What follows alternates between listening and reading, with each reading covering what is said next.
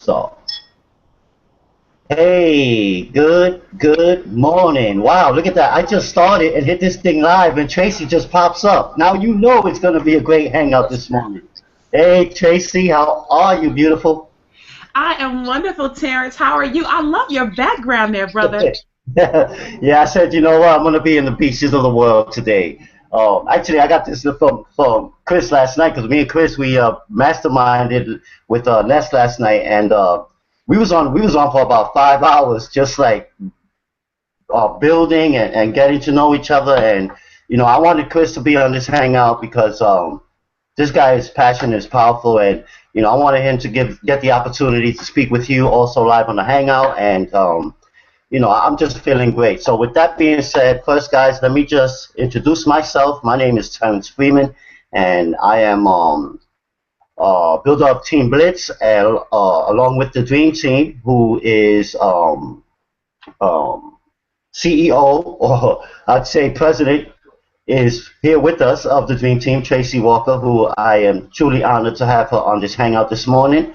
And so my story, honestly, guys, is I never understood online marketing, and once I did and got on board with this opportunity, I just fell in love with the passion of it.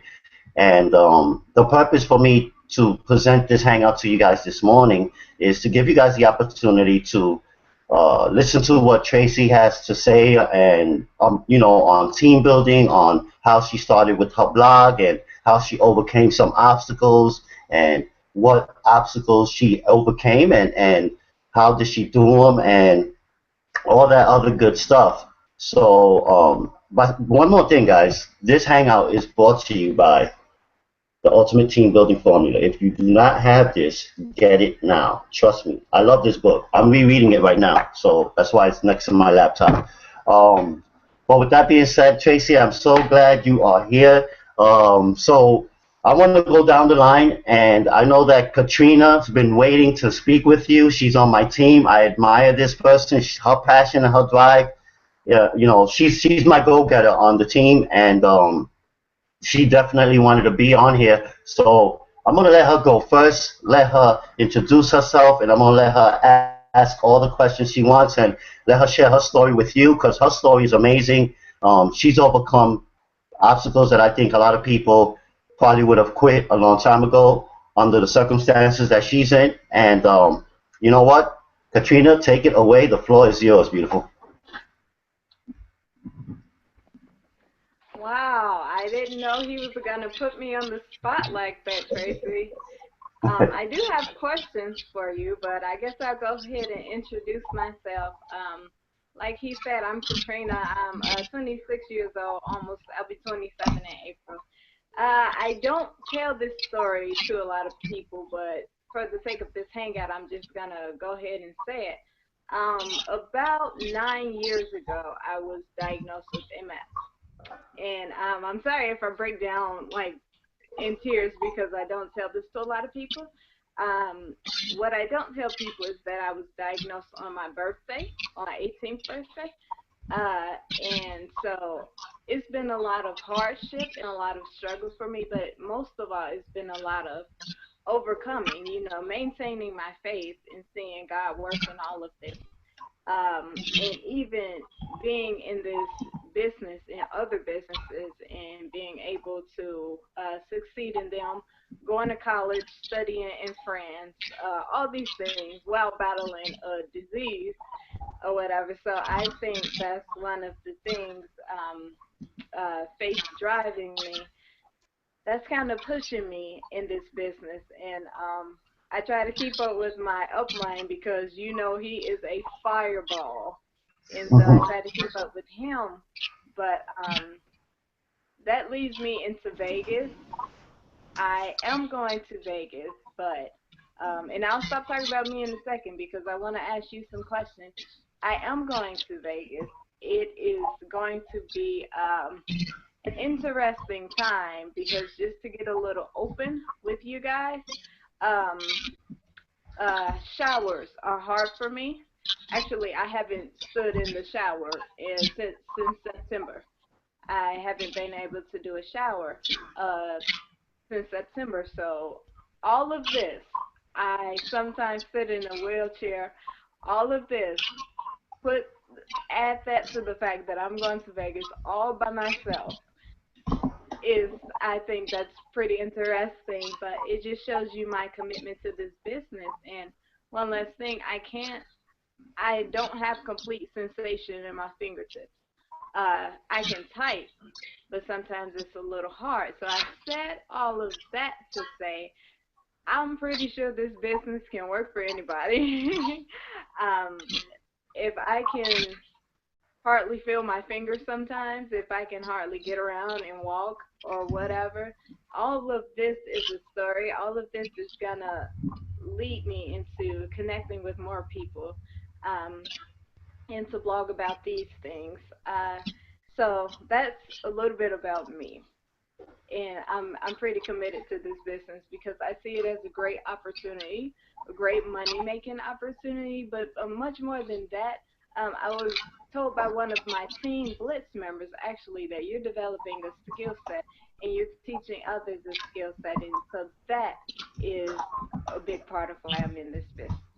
Okay, enough about me. I just gotta ask you this, Tracy. Um, I've heard you say multiple times that where this blogging platform is concerned, you are not a big technical person. You know, you don't get down with all the technical stuff. That you just found one thing and you stick with it and you just repeat the process. You keep doing it over and over again. And so I wanted to know, was that one thing that you constantly repeat? Was that something that the leaders told you to do, or was it something that you found on your own? That's my first question. And my second question is, how big of a factor is social media uh, when marketing your blog? And that's it. Sorry, guys. I have no idea why I just got booted off, but hey, I'm back. So hopefully we didn't lose too much time. I am so sorry, Katrina. As soon as you started talking, my stuff just went kaput. So I'm back. Go ahead, Katrina. Ask her your questions again, because Okay, my she did. question is, number one, you've said over and over again that you're not a big technical person, that you just find one thing and you stick with it. You do it and you just keep doing it. And so I wanted to know, is that one thing something that the leaders told you to do, or is it something that you just found that works for you? And my second question is, how big of a factor is social media in marketing your blog? Okay, I think that those are very, very good questions. Number one, you know what?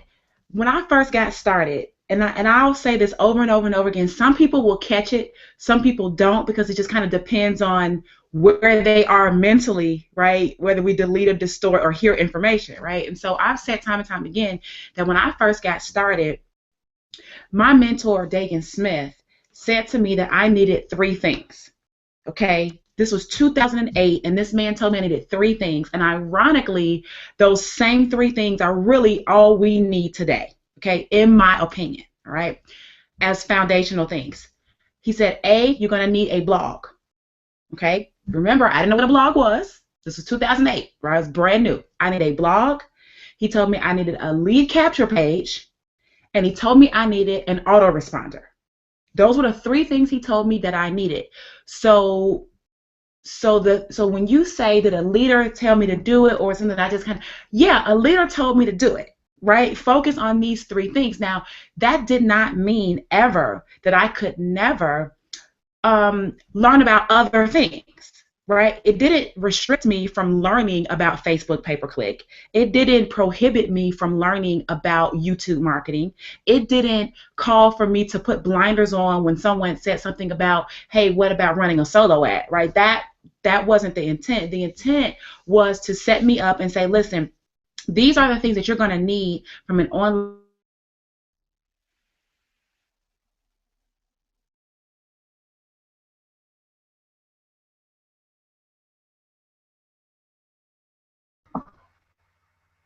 I think she topped out, and I believe she's going to pop right in. Mhm. So let's give her a second. And I hope you guys are taking notes, especially you guys who are viewers. I hope you guys are taking notes. What better way to have input from Tracy Walker on a Sunday morning? And I was gonna call this Sunday morning with Tracy, but I think Sunday talks with Tracy is perfect. And I see we're getting more viewers on board, and I'm so glad about that. Guys, welcome if you've just landed. Tracy will be right back. But with that being said, she's definitely hit one point about Deegan Smith. When I heard her mention him, when I first joined Empower, I didn't even look up to who he was until maybe 3 or 4 months into it, and I started watching his webinars on the Facebook page that he would have. Well, he still has, and this guy he threw up some. Deegan Smith is a definitely powerful mentor, and I definitely was up there. But Tracy is back, so let her take the floor. Guys, I'm so sorry. I'm gonna run down in 2 seconds and grab my Hmm. laptop because for some reason my Mac here is it's cutting up. I don't know what it is.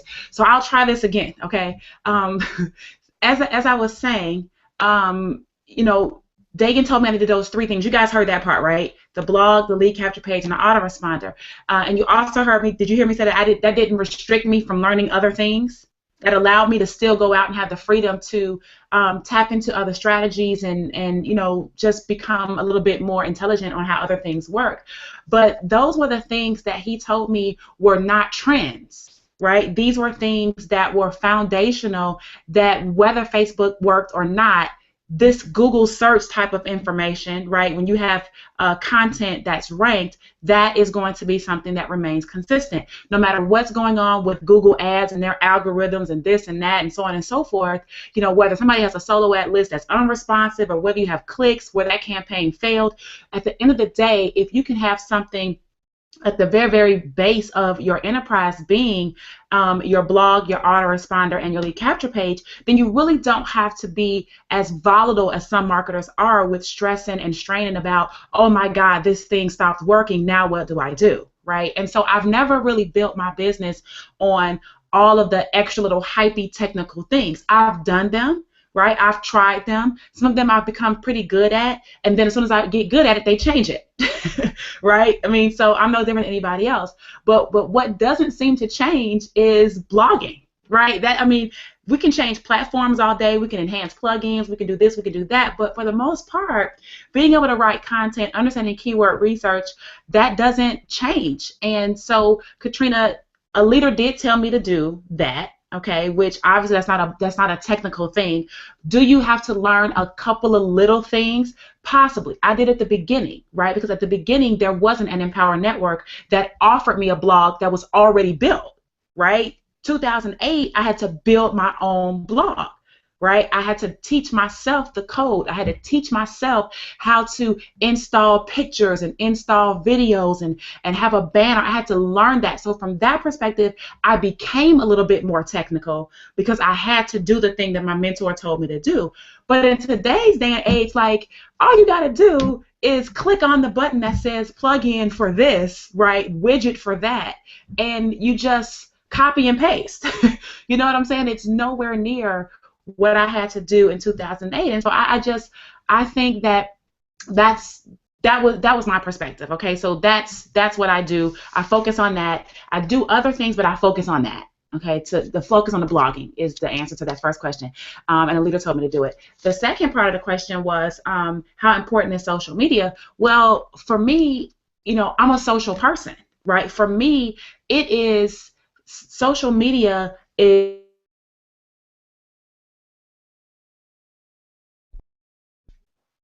Oh no, okay, I'm here. Ooh, I was like, oh, please don't let me be stuck again. This is ridiculous.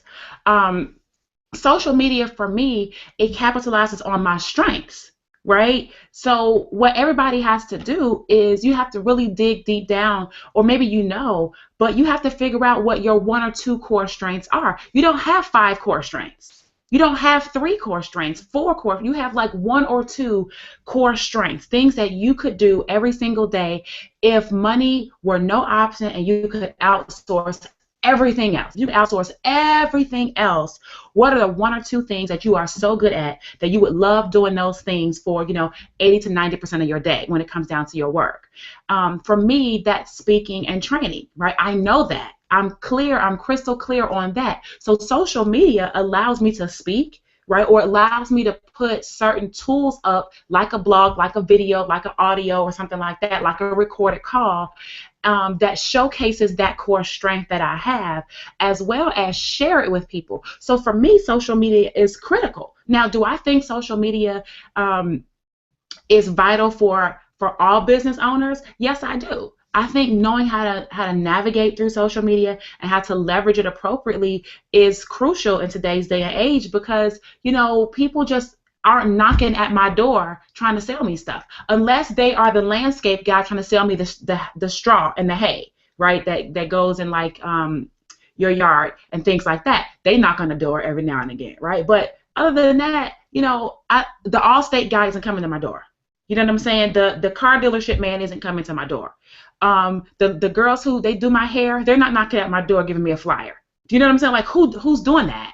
The nail salon, they don't knock on my door. So if I don't either drive down the street and see their business close to where I live, then I better be able to drive on my internet and see their business. Right? I gotta see it some kind of way. And if you're my business isn't in your neighborhood, Katrina, right? So you literally can't get in your car and drive and see my business. So how else are you going to even know that my business exists if I am not on the information superhighway knowing how to do it effectively and efficiently, right? So I think social media is a vital part of my business, as well as any other, successful or, successful but serious business owner who wants to increase their sales, increase their customer base, and be able to do it with essentially a keypad and a mouse. So hope that answers your question, Katrina.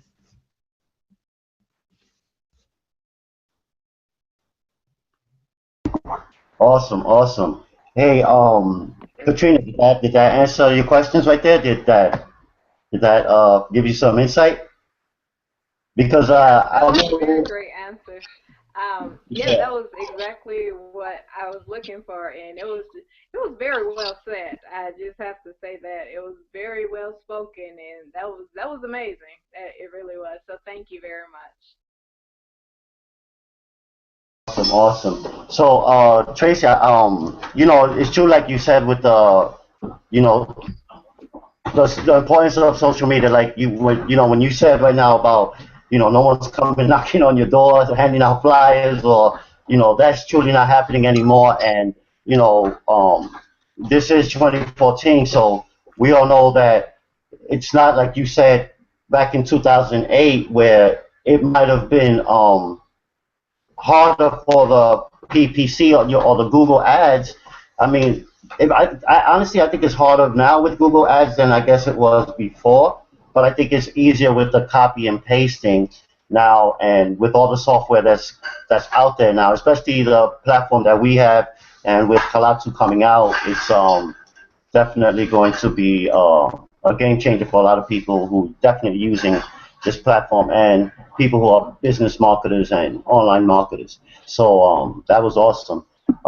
So with that being said, Chris, you are the man, because I know since last night you've been wanting to talk to Tracey, and this dude right here, like I admire this kid, man. I mean, this young man, this guy I met in Miami. So we linked up for a minute, and he reached out to me, and from that moment on, I've been watching him on Facebook, and this guy's story is powerful, and his decision to even continue being with Empower and sticking with the Dream Team and building it is a story that I think he's going to be sharing with you, Tracey, and there's a lot of Wait a minute. I'm going to get the time. laptop because this thing keeps freezing. I'll be right back. All right. So yeah, we'll do that, and like you heard, Tracey will be right back, guys. So yeah, Chris, whatever you want to ask, let's just ask it, and you be you, and you be free, and let her know exactly how you are, man. I feel you. Can you guys hear me? Yeah, we can hear you, brother. You feeling Awesome, good this awesome. morning? You feeling good this morning or what? I'm feeling tired. Like, yo, I just woke up from a nap. We were up all night, all this morning, Hey just guys, masterminding, guys. I'm gonna tell you guys something. Me and Chris and Ness, were up. I thought he wanted to mastermind this morning prior to this hangout. So last night he's like, "No, man, I mean now." And I'm like, "What?" So he's like, "Yeah, let's mastermind now." And I said, "All right." And it was about 10:30, and you can only imagine. We just got into the flow of building and what's the plan, what we're gonna do. And I decided to have Chris as my accountability partner, which I did not have. And I think it's very important for me to go into that for the new year. And the same with Chris. We both want to build together. And mind you, I'm not his sponsor. I didn't sign him up, but him reaching out to me and telling me how much I inspire, and the same vice versa. When two people connect that way, it can definitely go far as long as the ego stays at the door. And that's the key here. That we just build together as congruent individuals, knowing what it is we want, and that's how teams become teams. Like with Tracey, for example, she started the dream team. Watching her in that 15K in the 15K formula, I think it's lesson 8. And where she's basically talking about team building, and that comes with the territory.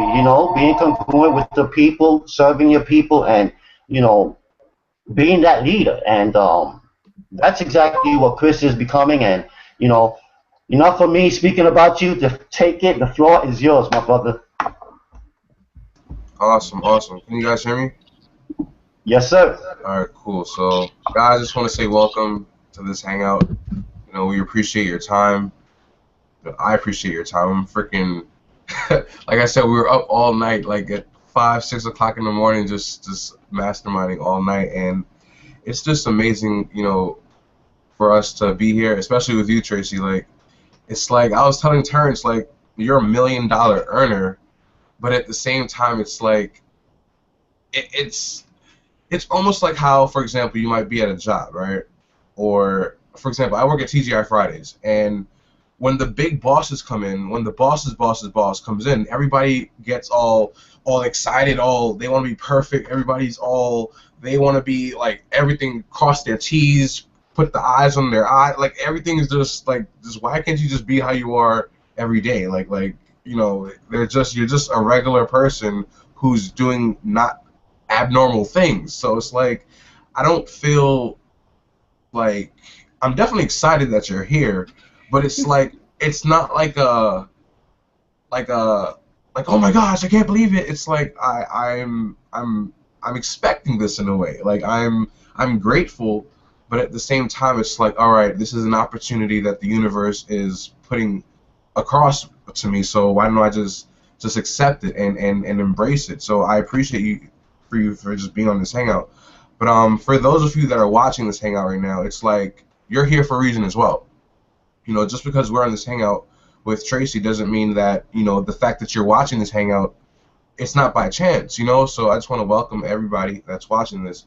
And, I didn't really know where to start off. It's just like I'm 21 years old, I'm in New York, and I have a passion for what we do here. It's like not even just the blog or building the business here. It's just the vision behind the industry, the vision of being your own boss, the vision of empowering other people to see that their dreams are possible, because a lot of people out there don't believe that what they desire is really possible. And it's crazy because I feel like we're superheroes. We're like the Avengers. We're like the Batmans and Supermans and Catwomans and all these characters that you see on TV. But in reality, we really are superheroes because we're actually saving people from the pit. The pit of just trading your time and just surviving, just trading your time and not really thriving. It's like, why are you here on Earth? You know, why are we here? We're here to like to live, to breathe, to love, to just enjoy life for what it is. And I would be damned if I turn 80 years old and that's when I start realizing, like, oh snap, I really could do something with my life. Like, oh snap, I don't have to be here. It's like, no, I'm only 21, but it's like the journey that you go through, it's just amazing. I was telling Terrence, like, and Nestor, that like nothing happens overnight. You know, I remember when I first joined Empower, it was like, it was at the Austin event, and it's like you get started. It's like when you talk about network marketing and you know, affiliate marketing and the basically the network marketing industry, you kind of base your opinions on what other family and friends say, right? Like, oh, those things don't work. You know, I remember back in the day when I tried that. You know, get a real job, and it's like we put this in a bubble, and it makes so much sense now. It's like, because of the journey and the growth that I've been through, going to these events, you know, going through that learning curve, it's like, wow, no wonder why most people don't break through, is because most people don't go through that learning curve. They don't go through that struggle or temporary defeat. And it's like, wow, it's almost like a filter. It's like, are you going to make it through the filter, or are you going to get caught up in that filter and never get to the next side? It's amazing to me. And it's like every day I just keep moving forward. I keep believing. I keep surrounding myself with everybody who's on this panel. And even if you're watching this, if you're a leader, you're here for a reason, guys. Like, it's so amazing, like, how things connect. It's none of my business how it ends up connecting, but it's just amazing. Like, for example, Tracey, I remember when I was in the top 200 meeting, and I'm just gonna show you guys. I have like this my wall here, right? Like, that's like my vision board, and I have all these autographs, right, from Tony, David Wood, and you, right? I don't know if you remember that, but I got Lawrence Tam up here, and it's like, yo, you told me that I was the first person that actually asked you for your autograph, you know, and it was just amazing, because most people would have the autographs of celebrities, of people who are on TV, but I don't look up to people like that. I look up to real leaders, real people who are actually doing something and making a difference in this world. So, look, I'm not here to ramble on and whatever, but I'm just on a journey. You know, I'm sacrificing everything for this, because it's like the more I realize, it's like nothing else matters. Nothing else matters. Being at work, it's like when I'm at work, I'm like that. I feel like I'm in that show Undercover Boss, where it's like I'm building a business, I have a bigger vision, and most people, everybody in my surroundings, they do not understand. They can't process where I am mentally, and it's like it kind of sucks in a way that I can't really share ideas with everybody.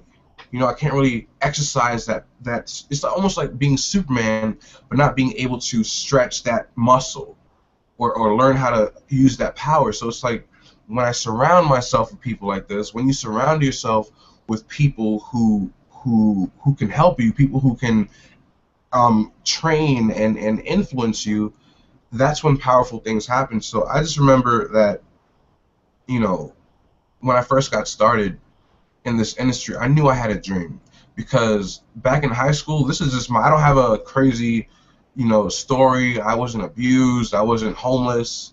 I didn't go through all these things that you hear about other people. But my story is simply that when I was in high school, I had a vision for being an entrepreneur. And it started when I started selling candy. And, you know, my mom gave me the idea to sell candy in school, and at that point I had no confidence in myself. I was just like a plain canvas with nothing to offer. It was like there was no type of skill that I thought I had at the time. And I remember when I first started a dog walking service my freshman year, that completely it never took off. But I had a dream, I had an idea, and I ended up making it a reality. And of course, everything happens for a reason. That never took off, but it happened nonetheless. And then I got the idea to sell candy, and that's when things started to really shift for me. You know, my first day, I only made $5. I felt like a failure. And I'm not talking about candy. We're grown men and women here, but I'm just painting a picture that you can start off very, very small and end up, you know, believing in yourself and moving forward, and things get, you know, blow up. So I felt like giving up on that. I felt like, you know, what's the point? Why am I selling candy? Nobody's gonna point is that I walked out of school $5 richer. Can you guys hear me? Okay, so I walked out of school $5 richer, and I'm thinking to myself, you know what? I'm gonna keep moving forward, because everybody who said I should just stop, this isn't working, you know, you're wasting your time. Nonetheless, I made $5, so I got some type of result. It's like a small win, right? And I kept moving forward. $5 turned into 10, 10 turned into 20.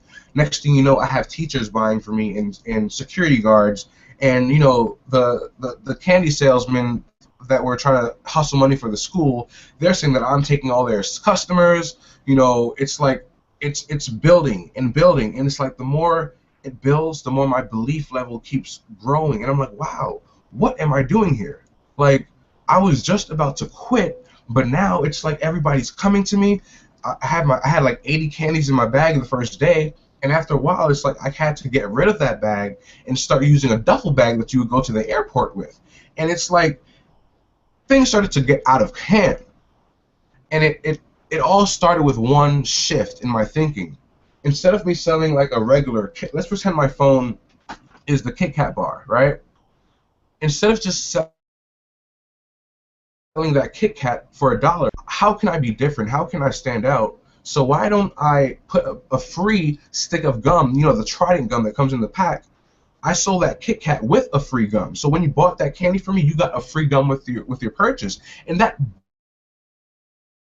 blew up. A shift in everything, and it's like the more I kept going, that just kept compounding and compounding. Next thing you know, I'm like coming to school with 200 plus candies and walking out, and that bag is light as a feather. You know, I was investing over $150 twice a week just to maintain that. I had 2 employees in 2 different schools working for me, managing those candies. I got suspended for selling candy.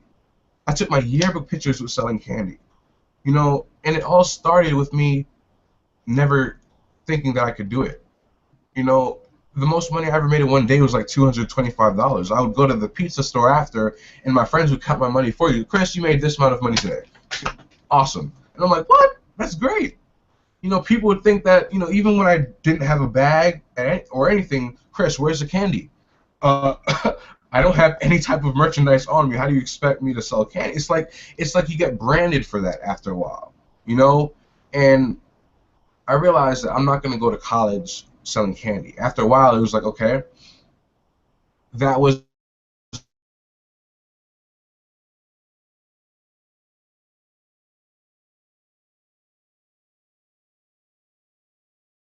the best experience I've ever experienced. A legendary thing. You know, and I was able to start. I want to come over to entrepreneurship, the big leagues, right, with the big dogs, with the millionaire earners right here. It's like, okay, how can I implement that candy effect, that candy story into my business? And it's like a journey, guys. It's not gonna happen overnight. It's not, and I'm still learning. I'm still growing. But it's like, wow, when you really, and it's just a journey. You know, I remember when I got discouraged at times, but I keep coming up. I keep getting up, and it's because people believe in me, even though I don't really believe in myself. And if you're watching this hangout right now, you know, I'm not here to sell and tell and do all these things. We're here to make money. Yes, we're here to build a business and, you know, create a better life for ourselves. But it starts with a vision. That's kind of my point. Like, I have a vision for myself now, more than ever, and I just want to see that vision come to a reality and be able to say that I actually accomplished something, because it's like if I don't accomplish this, nothing else would matter. My life would mean nothing. And it's just a motivation for me to just keep going, because I know that there are other people who are accomplishing things. So, I don't really feel like I have any questions, Tracy. It's like I can't explain. It's like I feel like, back in the day, I would have a million questions. How do you do this? What about this? Now it's like, okay, just get it done. Just follow through, go through the products, go through the training, and do what I need to do. It's like I don't feel like I have. And this is what I was telling my friend, my girl Lois yesterday. She was like, "Oh my gosh, you're gonna be hanging with Tracy Walker. I'm sure you have so much questions. I know you spoke about this at the last event, and now you're actually doing it." And it's like now, but it's different in a sense. It's like I'm not. I don't know if it's a sign of growth, but I don't feel like I have any. Like, I feel like I already know what needs to be done. I feel like I'm already that leader. I'm already that six-figure earner in my mind. It's like I've been through so much experiences, so much, small wins, so much, defeat, and I keep moving through that. So it's like after a while you just wake up and it's like there's nothing else that can stop me. I already went through this, I already went through that. Let me focus on the people. Let me focus on the person that's watching this hangout right now and share that vision, that story, and just let them know that they can do it. It's I don't know, but I'm just happy that I'm here. I'm going to be here for the rest of my life. And I know people come and people go, and it's just a matter of will you stay and will you be here for the long term, because I know a lot of people who ended up becoming successful not only in this particular system, but in just the industry, but then they get sidetracked or they let the money get the best of them, and then they fall off. But it's just a matter of integrity. My vision is to literally be a leader, right? Not just be a leader and just say that I'm a leader, but I want to be a real leader, because when we look at the industry today, the greats, the Tony Robbins. I just got Anthony Robbins' new book. It is amazing, and just like the Bob Proctors, the Tony Robbins, the influential, the torch bearers, people who are leading this industry. One day they're gonna get old and pass on, but who's gonna be the next generation? And when I think about that, I'm like, damn, who's gonna be here and actually stay focused? Not because of the money, but because of the vision that's pushing them. I want to be that person that's saying, you know what, I'm here not for me, but for the person who's going to be listening to me on stage when someone's listening to me, right? That 21-year-old who's saying that I changed. I told Terrence this yesterday that I'm going to be on stage one day, and somebody's going to come up to me and say that I inspired them. I helped them change their life. And I'm just going to say, thank you, I appreciate you, I believe in you. But the funny thing is, that person isn't even born yet. That's vision right there. And that's what pushes me, because it's not just about me and my material success or my journey. It's about what can I do for somebody else. And that's what really just, like, people think I'm obsessed. All I talk about is this. Yes, I am. And I have no, it's like, it's amazing. There's no more questioning myself. I know who I am for once. And if somebody doesn't understand what I'm doing or why I'm so passionate about it, great for you. It's like, congratulations. But, still I rise. I don't know, but I'm just excited to be here, guys, and I'm fired up. I'm fired up, and it's just a matter of time. It's like, 2015 is now. It's here. It's not a couple days away. It's today. It's now, and this is going to be the most powerful year of my life. And if you're watching this hangout, you already know what time it is. So, Terrence, I'm gonna pass it back to you, and I'm fired up right now, guys. Hey, like I said, this is why I like listening to you, and I can definitely see the shift in you, and like you said last night, that right there is of true. Like, there's no vision more powerful than that. Is you up on stage and people are like, that person is like, you inspired me, you changed me, and this person is not even born yet. Like, when you told me that last night, that was powerful. So, dude, I want to thank you for even being here. Tracy, if you want to add in, anything to that, and give Chris some insight on some of the things he said, great.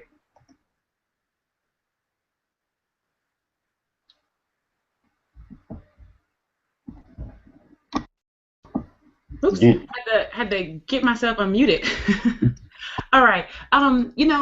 Chris, here's the thing. Like, as I listened to you, it's it's it's one of those things that I felt when you talked about that felt like you didn't have any questions and things of that sort. To me, there are times where it's appropriate not to have questions, right? There are also times when you're in a forum where you should be asking questions. For example, I had the opportunity to be when I was in my real estate business. My mentor in real estate, some kind of way, miraculously got Donald Trump to speak to our group, right? And it was only about 50 or 60 of us in the group, right? And Donald Trump literally decided to do it at the last moment. He flew his helicopter, to where we were. We were here in Atlanta, I believe, or somewhere, Vegas maybe. Maybe we're in Vegas. Flew his helicopter to where we were, and then flew his helicopter back to wherever he was going. We only had 30 minutes with him because he had things to do. And I felt like, boom, that was an opportunity to ask a question. You know what I'm saying? It's a once in a lifetime opportunity to be in a small group with someone that's like a billionaire, right? Who flew a helicopter in and who's only going to be there for a split second. And if you have the opportunity to ask a question, I think that you should, right?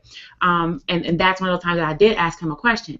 In a forum like this, I don't necessarily think that you have to have a question. If you do have them, that's great, right? But if you don't, that's okay too, because it's truth in what you said, which was you feel like you already know what you need to do. And the cool thing about that is that's what I'm always saying, right? Is that we all at a cellular level already know what we need to do. Right? Generally, what happens is that sometimes people feel so stressed out that they need to ask a question, right? They feel less than if they don't have a question, right? And or they are asking questions to procrastinate on things that they already know they need to do to kind of divert themselves because they're assuming that, well, maybe he or she will tell me something different than what I already know. Therefore, if I just ask this question, maybe I can buy myself some more time and not have to write a blog every day, right? Maybe there's some other secret than not having to post a blog every single day. And I understand that as well. But I feel you, brother. Like at the end of the day, it's, people are looking at you like, is this all you talk about? And you're like, yeah, pretty much. That's all I talk about too, right? Now, here's the cool thing.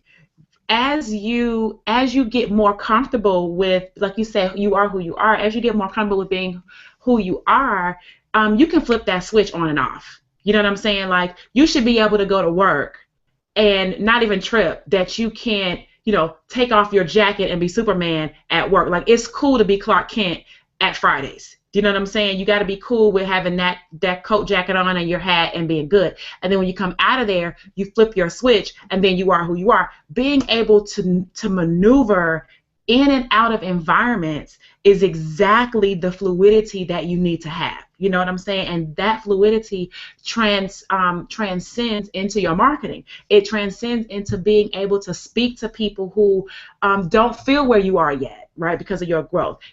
Some of the prospects, like I had an email that I sent out that said, I forgot what the title of it was, but at the bottom of the PS section, just went out yesterday, the bottom of the PS section, it says, tell me what you're grateful for, right? And I had a lady respond this morning that said, I'm grateful for nothing, right? And I said, wow, I'm sorry to hear that. May God continue to bless you. Do you know what I'm saying? Because, I don't know whether she was looking for a debate or whether she really is not grateful for anything. I don't know what it is. But the point is that obviously she's not in an environment where talking like this is part of her everyday regimen, right? Obviously. So you've got to be able to jump in and jump out accordingly, and not feel any pressure one way or the other. You know, it takes practice, because sometimes I find myself in situations where I'm looking at people like, are you for real? Like, are you serious? And then I have to remind myself, yeah, they probably are for real, because they can only work with the tools that they have available right now, right? And because I can accept that, I can pivot myself out of that very quickly. It doesn't mean I don't still have the thought. It just means I have to remind myself that there was a growth period for me, and I wasn't just born like this, you know. So I feel you. I think it's awesome. I think you're in the right direction. I think you're hanging with the right people. I think you being in an environment where the people aren't thinking like that is a good honing, a good sharpening of your axe for you, because it keeps your attention on, you know what, this is what I need to improve on. You see the people every single day, and something that disgruntles you, you're like, let me fix that. You know, not about them, but about me. How can I tweak that a little bit? Let me make sure I work on this part. You know, I have the Tony Robbins book too. I think it's downstairs. You know, not who's walking around with reading, you know, money, right? And the 7 steps to, I think, was it Master It or something like that, Mastering the Game or whatever. It's like, who's walking around, and it's a thick behind book. You know what I'm saying? That's a thick book. It's like a Harry Potter book. You know, it's like, and who the hell is Tony Robbins? Right? They're like, what are you talking about? So I get it. You know, I get it. It's a weird space. That's why I talk about superheroes. I talk about Spider-Man mainly because people can, you know, envision him whipping out or shooting out his web and it being kind of all over the place at first, and it's just malfunctioning and it's coming out when it's not supposed to, and he doesn't know how to swing on it. It's just a mess. You know, it's a mess.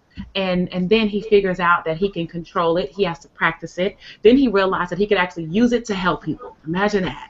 Right? I cannot have this web, not just throwing it around in my room as a kid, teenager, but I could actually sling it across on a building and swing over there and get a baby out of a burning building. You know what I'm saying? When you recognize that the one thing that seems kind of messy and kind of weird now is the one thing that is going to help you, well, boom, you got it. And that's where you are right now. So I appreciate that. I appreciate you. I think that you're awesome.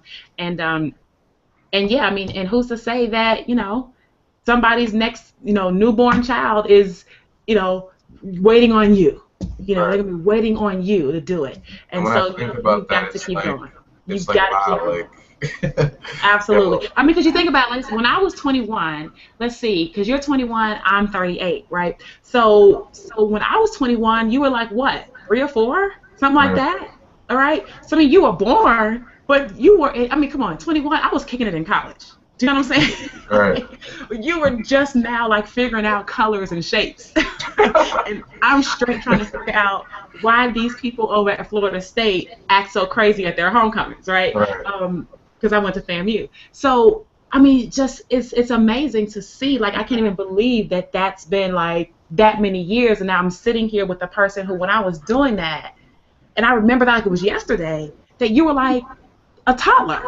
You know, so it definitely is true. It definitely is real. You know, 18, 17 years from now, you'll be sitting on a hangout with somebody who's 21. You'll be saying the same thing. You already know. So it's all good. I appreciate you. Like I said, just stay close to the fire. Stay close to the fire. Don't let people's non-committal tendencies, right? Because sometimes it's habit to not commit. Right? It's habit. It's habit to jump. It's habit to, oh my goodness, this feels uncomfortable. Let me change. Right? That's what we kind of do when we feel pressed or we feel our back is against the wall. And sometimes you do need to change. Sometimes you do, but sometimes you don't. Sometimes you need to stand strong, and you need to be the voice. You need to be the general of the army. Sometimes you do, right? And I think that's what all of us here are doing, even when it's tough. You know, even if you're not making any money, even if your money went down a lot, right? Even if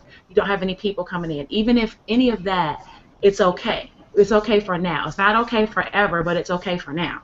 And you take heed to that and move forward. So keep going, Chris. You're all good, bro. Awesome.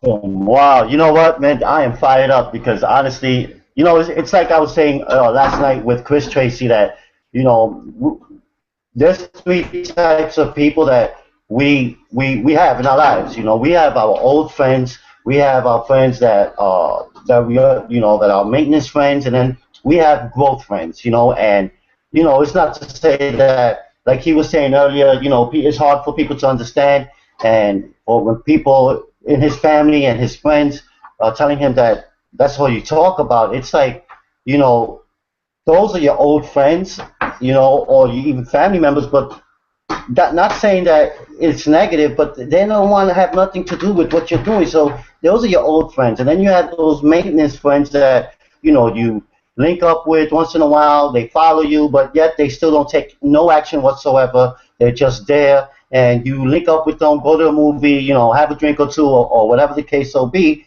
and then you have the growth friends, the people who you surround yourself with, like a person like yourself, a person like Nicole Cooper and Apple Daniels, and you know Adrian Hines. And when you surround yourself with people who are growing, you know it's going to definitely be contagious. You know, you're going to catch on. You're going to catch the disease. You know, I mean, not disease as it's going to die, like you know, kill you, but you're going to catch it, and you're going to catch the fever. And it's important that we do surround ourselves with those type of people, and I think in all honesty that's why a lot of people stop what they're doing or stop believing, is because they continue dealing with their old friends and or their maintenance friends, and they're not letting themselves be open to growth friends, or even go out there and find these growth friends that are gonna help you elevate your lifestyle. But yeah, I mean that's powerful, and you know, um, I told Chris yesterday that 2014 was it's been a tough year for me, honestly, in the business, in the sense that because kept I kept learning, kept learning, but not really implementing what I learned the way I should be, and so I told Chris, like, 2014 was the learning for me, like that. It's already over. It's a wrap. I'm done. I've gone through that, and now it's just time to implement 2015 all the way. No excuses, no boundaries, no walls in my way, no obstacles. Just get the shit done. Just like Bruce says, GSD, and that is very important. I think for all of us this year, and I think that, I know that some of us definitely gone through some struggles this year, and some of us have elevated ourselves, but at the same time, me, talking personally, I know that I have not implemented the way I should. So with that being said, just letting you guys know that 2015 is the year of implementation for me, and that right there is just going to take my business to another level mindset, and I'm gonna grab Tracey like every Sunday. I'm gonna be knocking on her door. Now she's not gonna get rid of me. I'm gonna be just like Josiah, like yeah, yeah. You know what I'm saying? But guys, with that being said, man, I'm fired up. I'm having a great time here. So I'm gonna let my man Nestor jump on board. Now Nestor, he's not a part of the Dream Team, but he's a very good friend of mine, very supportive. He's been in Power Network. I linked up with him in Denver. We basically linked up on Facebook prior, but this guy, I love his passion. He's a fatherpreneur, owned businesses, and he's always supported me, always gave me insight, helped me out with my landing pages when I didn't know what the hell I was doing, helped me out with some coding, and getting my capture pages together, and so forth. So I admire this guy's passion. And I also wanted him to get the opportunity because he admires you, Tracey. He follows you. And I know that he's going to definitely share some things with you and maybe have a few questions to ask. So hit the floor. The floor is yours. Thank you, Terrence. Thank you, for that intro. But my name is Nestor, like Terrence said. Sorry, I got a little bit interrupted because, the kids are right here and my wife, and we're getting ready to go somewhere. But like Terrence said, we met up in Denver, and since then we just became really good friends and always sticking together. And I do admire you, Tracey Walker. It's awesome to be able to be here. I'm actually honored to be able to be here and I hang out with you. And excuse me, but a little bit about me, because you don't know me, and for those of you who don't know me in this hangout, is I did start to be an entrepreneur basically to be able to stay at home with my kids. And I know Terrence and some of the other panelists already know my story.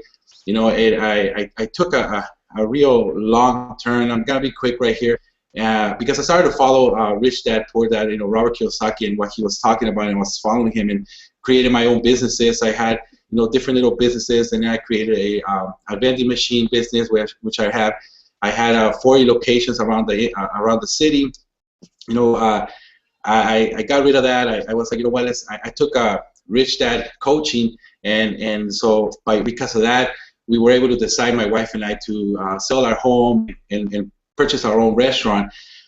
You know, me thinking that was a way to do it. You know, but what happened is that after 5 years, I actually was way at the other side of where I wanted to be, because I was working, you know, 40 hours, sometimes 60 hours a week, 7 days a week, every single day there, sometimes from morning to night, and you know, just to get home tired, exhausted, not being able to give the energy for my wife. And by that time, we already had our oldest daughter, and so, you know, I was just, you know, in a bad mood all the time, and that created a lot of problems in our marriage, a lot of communication. And so I had to sit down and make a decision to, you know, what happened. And what happened is that I created a job for myself, just like Robert Kiyosaki says.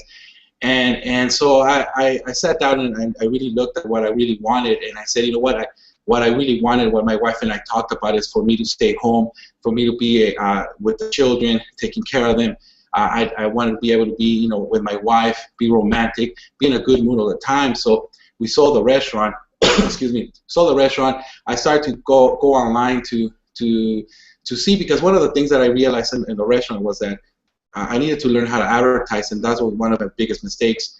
So as I was going there, that's when I started to get introduced to Empower Network and the platform. And so as I went in, it was just an amazing opportunity. And then I just fell in love with the culture, fell in love with that leadership, and that actually got me to the point that I'm right now, after almost 2 years of being in Empower Network, where I'm now full-time here at home. You know, I'm able to take my older daughter to kindergarten, pick her up, we go to the park after.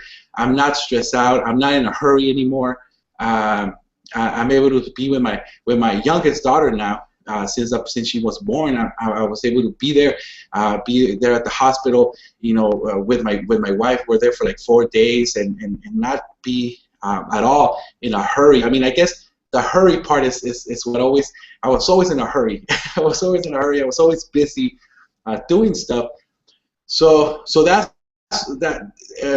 what got me into this mindset of how can I help others, because that's one of the messages that a lot of leadership provide, and that's why I run the website, you know, the Make Money from Home Dad, because I want to help other dads do the same thing, because I realize that there's so many other dads out there who want to stay home, but at the same time, because we're dads, we're not trying to be like a male chauvinist, but we're dads, we're men, we still want to provide. So because we still want to provide, we need to create some sort of income. And I know that if you want to have a brick and mortar business, it's such a bigger challenge. You have to invest way more money, way more time, way more energy. When you come here to Empower or another home business, it's like a minuscule amount of the time and money and effort that you have to put into to have basically almost the same success that you would in a brick and mortar. And as you can see with Tracey Walker, you know, she's able to, you know, make $1 million in this industry, in this company, you know, from home, and that's something that I admire. And my question is going to be towards that, because my followers, my audience is basically people who are family, who are from home, who are, you know, trying to put this stuff together. So that's me, and I'm going to go ahead and ask my question. I know we're at the top of the hour. So my question to you, Tracey Walker, is basically for my audience and for myself as well.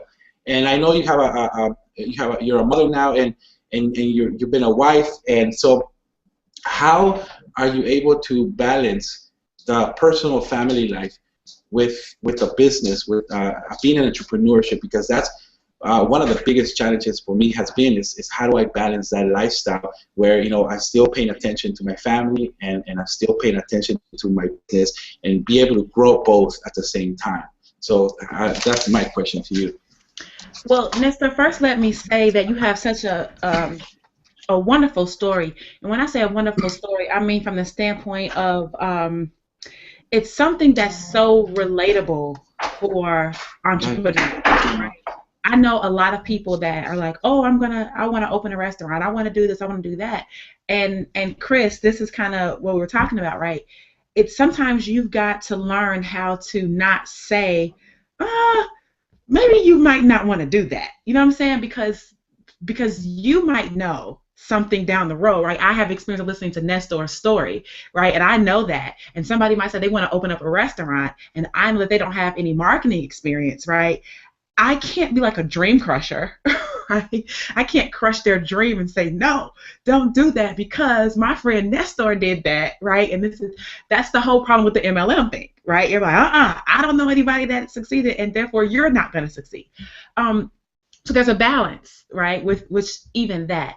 But I can appreciate your story and your authenticity with it because, you know, I had a business before this too, right? And it's a hard thing to let something go that you put so much work and effort and energy and money and time into, only to say, it didn't work, right? At the end of when the bottom line is that I'm done with this, and then go into something new. So I can appreciate that. I can appreciate where you're coming from, and I'm just elated with your reasons why you wanted to make a shift. You know, being at home with your children and your wife, it's so like the number one thing. Now, prior to me having Josiah, I was not a mom, right? This is my first child, which is 2014. So everything that I did before then, I really didn't have to balance, let's say, a children's perspective, right?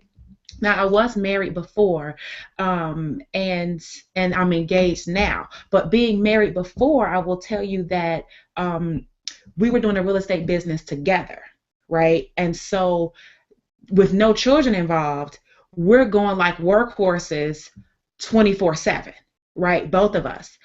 We were always busy, both of us. We're always got an appointment to go to. We always got here, there, everywhere. The problem with that is that now you don't have any time for yourselves, right? And then you lose that intimacy part, that friendship part, and you become business partners, right? That you love the business partner part, but you forget how to be married. You know, you forget how to take that downtime and enjoy yourself. Now, in this point in time in my relationship, Kilo he's not 50-50 partner with me in this. You know what I'm saying? He's not like workhorse like I am. He's more the, hey, let's go to the lake. Right? Let's go chill at the boat for the weekend. Let's go do this, let's go do that. And he has his own set of things that he likes to do. So it's a little bit more of a challenge now, Nestor, with the child involved, right?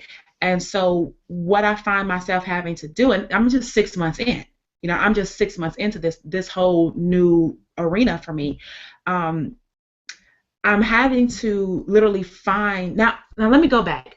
I've taught before, like having a daily method of operation, right? I've taught that for years, because that's just something I've always had. Having a routine that you do. It's just like when you go to work, right? There's a certain routine that you usually do. You get up at this time, you brush your teeth, you wash your face, you jump in the shower, you do whatever, right? You get your clothes, maybe you get your clothes ready the night before, maybe take your shower, your bath the night before, whatever you do, right? You got to be up, you got to be out the house, you got to be out the house at this time, right? You got to be in the car, you got to pull out at this time, like, you know, boom, boom, boom, in order to, you know what you got to do in order to get to where you need to get to. Working from home as an entrepreneur, it really kind of has to be that strategic, right? It kind of needs to be like, all right, I'm going to get up at this time, I'm going to do this, I'm going to do that, I'm going to get to the office, I'm going to work from 10 to 11, I'm going to do A, B, C, and D, and then I've got to leave because I got to take my daughter to the bus. Do you know what I'm saying? That's got to be factored in, right? Because you've got to take your daughter to the bus or whatever. You come back, you're going to work. Okay, I got to be done because I got to pick her up from the bus, right? And I got to be done at 2:15 or 2:30 or whatever that stuff is. And so for me now, what I'm finding is I'm having to revamp my whole way of doing things, right? My whole way of doing things. My daily method of operation is not the same way, right? Then once I got my daily method of operation going based on just I was like nap schedule and feeding and this and that, then he changed it, right? So now he's not going to bed at 9:30, now he's going to bed at 11:30, right? So now I'm like, any hangout that I had planned at 9 o'clock, right? I could put off till 9:30 till he gets down, but now he's not going to bed till 11:30. So now what, you know what I'm saying? So I'm constantly changing up stuff, and I had a couple hangouts like, oh my God, guys, I'm sorry, I can't make it. I can't, you know?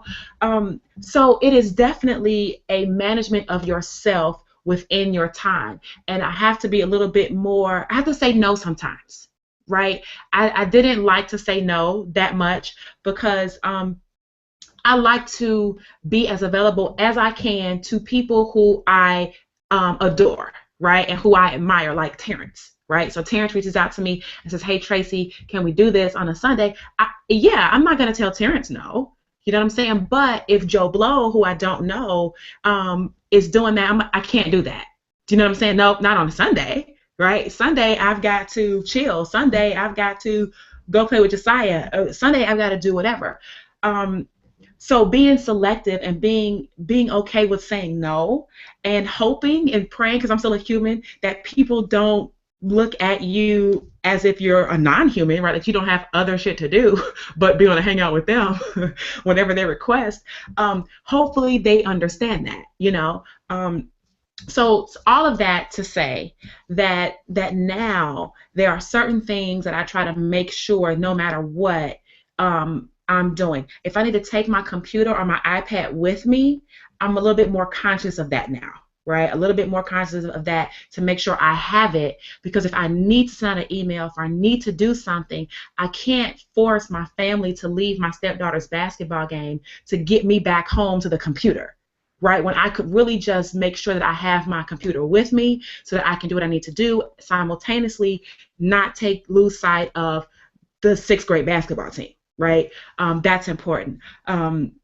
So that's there too. When we go out to the boat, right, it's relaxation time supposed to be, but I usually have my laptop with me. Why? Because I kind of got emails to send out, right? I kind of have to write blog posts. I kind of have to communicate. I kind of have to do this because I love to do it, right? And I can't just completely wipe it out. Now, if we were in Cancun, that's different, right? But we're just on the boat. We're just 5 minutes down the road.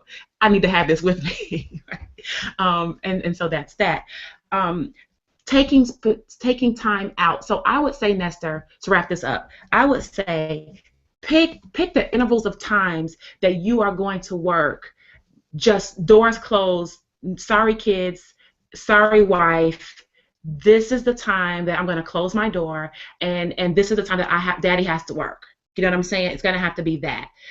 If that's going to be from 2 to 4 or 2 to 5 or whatever that block of time is, you have got to take that time out to get done what needs to be done because you're the provider, right? And as a provider, you've got to encourage your family to understand that, right? You're not trying to diss them.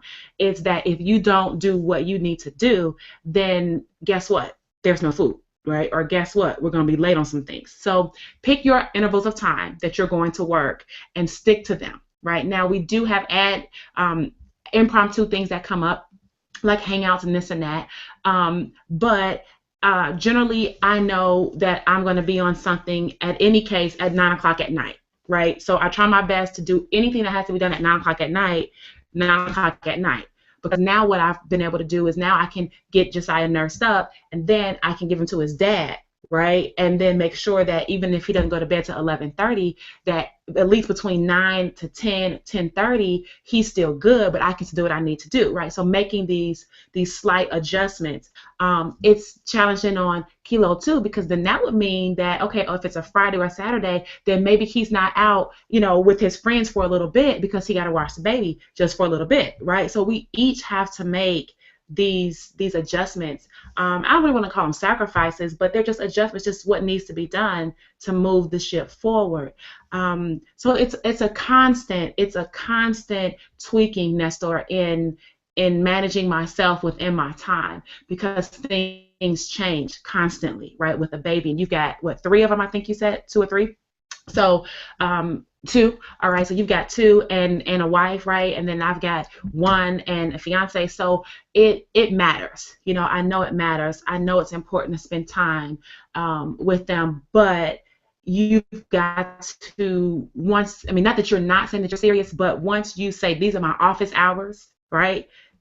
Then these are the office hours, and you know, wife and baby girls, I kind of need you guys to respect this, right? Because I'm doing it for us, you know, and then just that's kind of go. Now I will tell you on my door, I have a I'll go over here and grab it for you, but you know how like those businesses, hold on.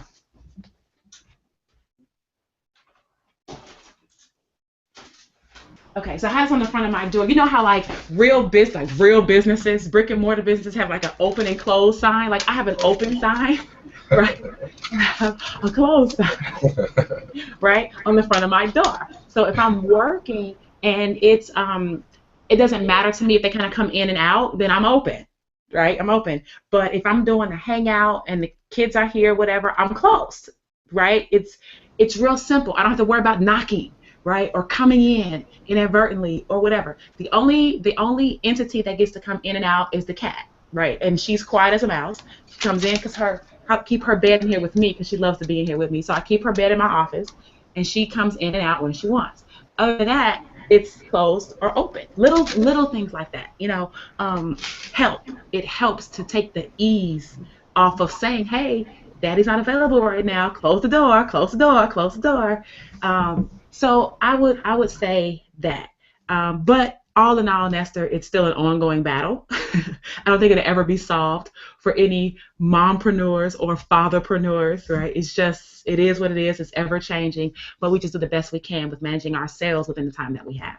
I hope that answers. I know I felt like I went on and on, but I hope that gave you some insight, Nestor. Yeah, that was amazing. That was awesome. I like the door sign. That's great. Thank you. Thank you, Tracey. You got it, Nestor. Have a good day with your family. Have fun.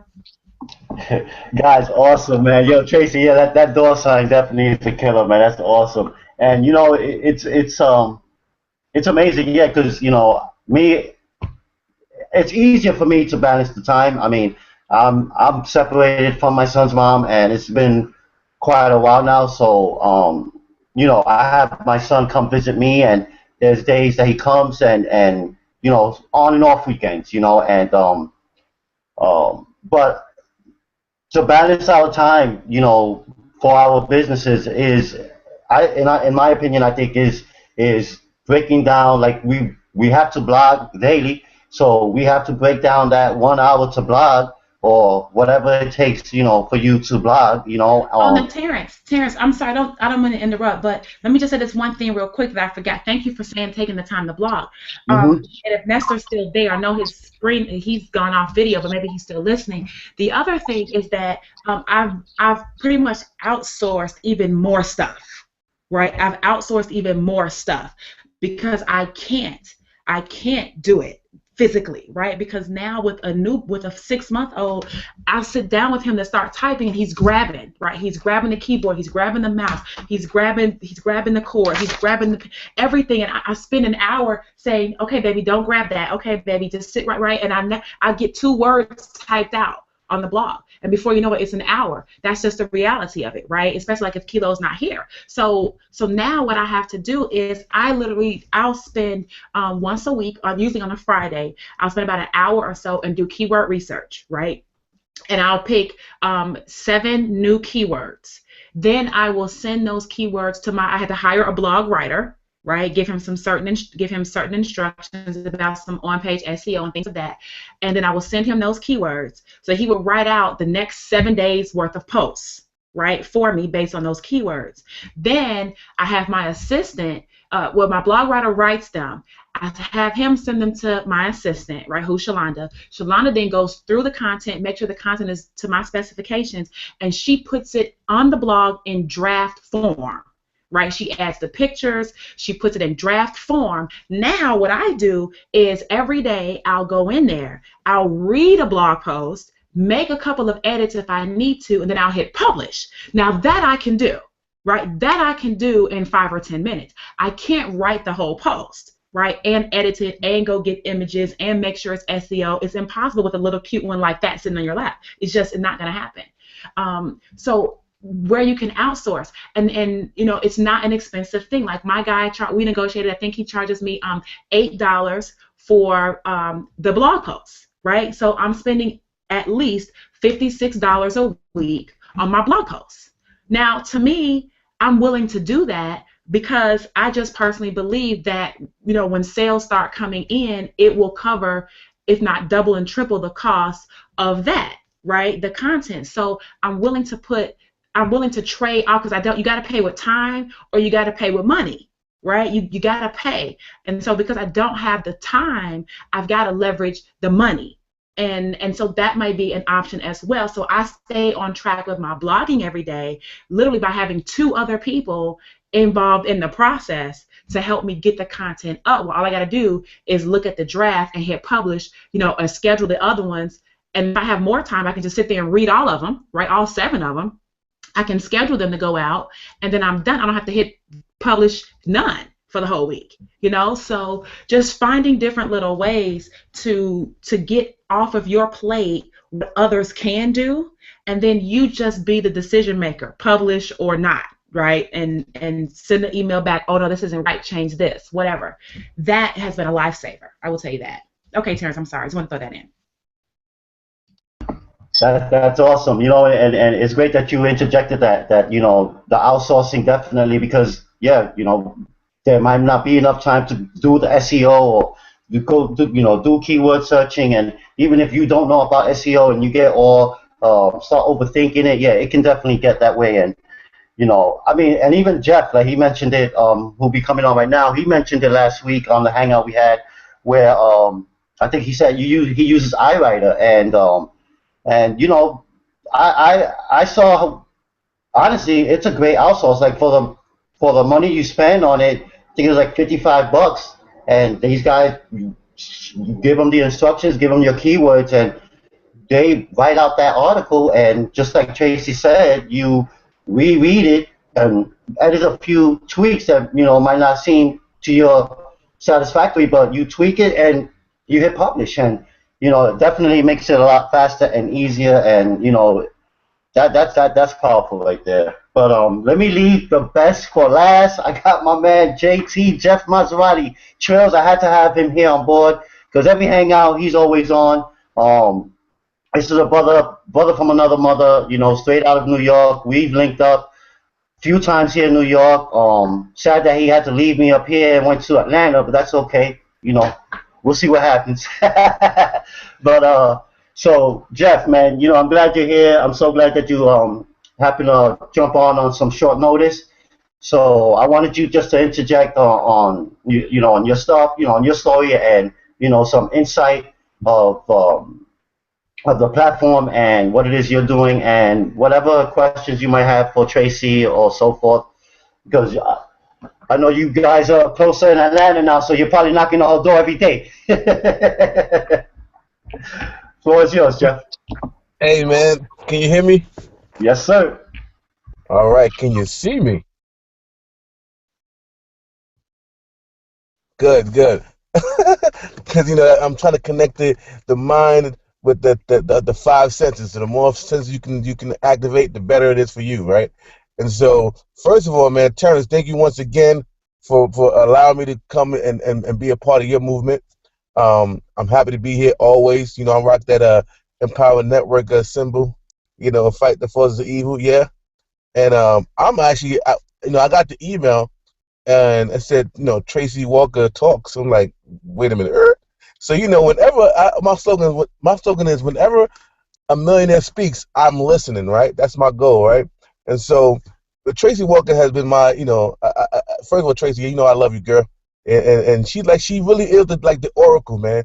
Like, she got these psychic powers that she'll tap into you and and slap you across your face sometimes, and I love that because I'm like, how does she know, right? So Tracey is a one in a trillion. You understand? So to have her on this hangout, man, all of us are blessed. All of us are blessed more than you can even expect to be blessed, because once this hangout gets out and they're like, oh, Tracey Walker's on the hangout, you know, our value just went up because we're on the hangout with Tracey. You understand what I'm saying? Yeah, our value just went up because we're on a hangout with Tracey Walker. If you don't understand what that means, you will understand that when time comes, you're like, man, I seen a hangout with Tracey Walker. How are you gonna hang out with Tracey Walker, right? And so it's all about just positioning yourself amongst greats, amongst eagles, right? And then you'll be an eagle yourself. So like Chris is saying, he feels like, you know, I'm an eagle already. I just got to dust on my wings and keep on flying so I can start soaring, right? And that's exactly what's happening here. You see, going to an events, right? Well, I guess me back up and, you know, people are like, well, who the heck is this Jeff Trills guy? So let me back up and say, hey, what's going on? It's Jeff Trill from the Bronx, New York, currently residing in Atlanta, Georgia, and I'm going to be knocking on Tracy's door because I have my marketing vehicle now. I'm sitting in it right now, and so, you know, I'm not too far from her, and I actually had the pleasure and the honor to go to her house and see her Maserati in the garage. You know, Kilo like, you want to see the baby? I'm like, heck yeah. So, you know, he uncovered the sheet of the car and like a spaceship, man. You know what I mean? It's sitting in her garage. So, you know, and it says pretty fly. So her license plate. So, you know, you had to see the license plate too. Anyway, you know, like I said, I'm just grateful for where I'm at and who I'm connected with. And so now that I'm in Atlanta, because I cannot do the cold. So my man Terrence, I'm sorry, I had to get away from that cold, baby.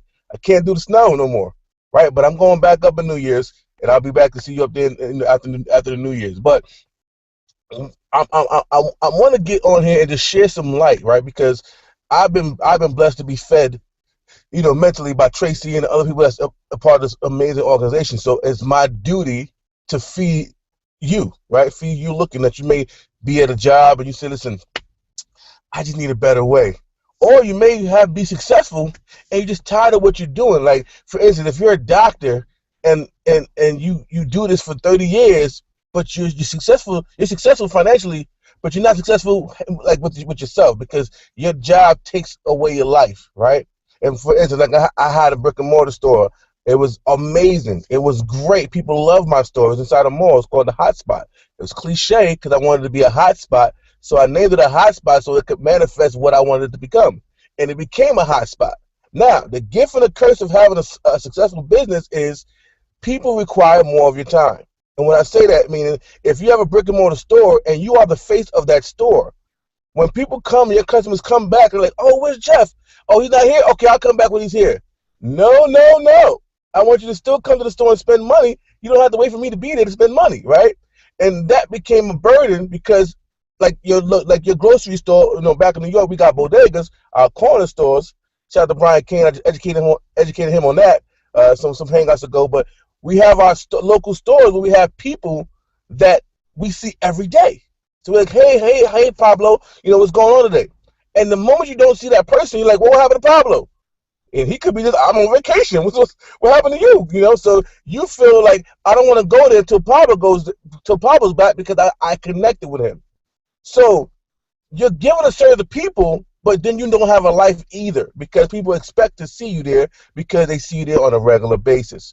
The great thing about what we do here in this profession is that you get to see us here on our Facebook walls, on our hangouts, so you get to see us on a consistent basis, but we don't have to be like anywhere particularly, right? So we have this freedom where you can see us on a regular basis by our blogs, you know, by our Facebook posts, or by us doing a weekly hangout, without you feeling like if he's not there, I'm not going to show up, right? And we don't have to worry about being at a particular location every single time in order for somebody to see us, right? And this is the freedom that we're talking about. I think what Ernesto was talking about having this restaurant.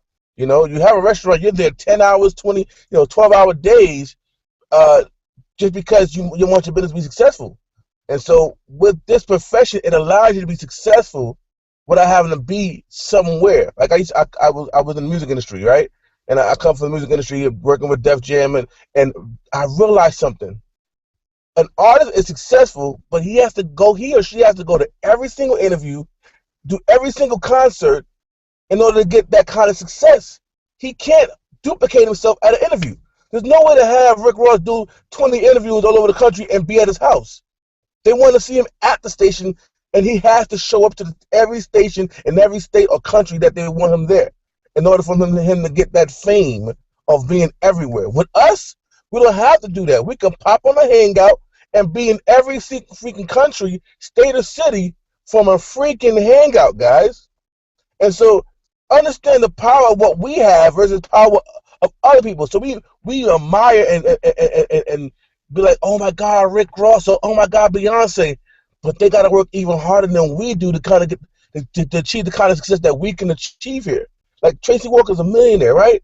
And she earned $1 million from one source.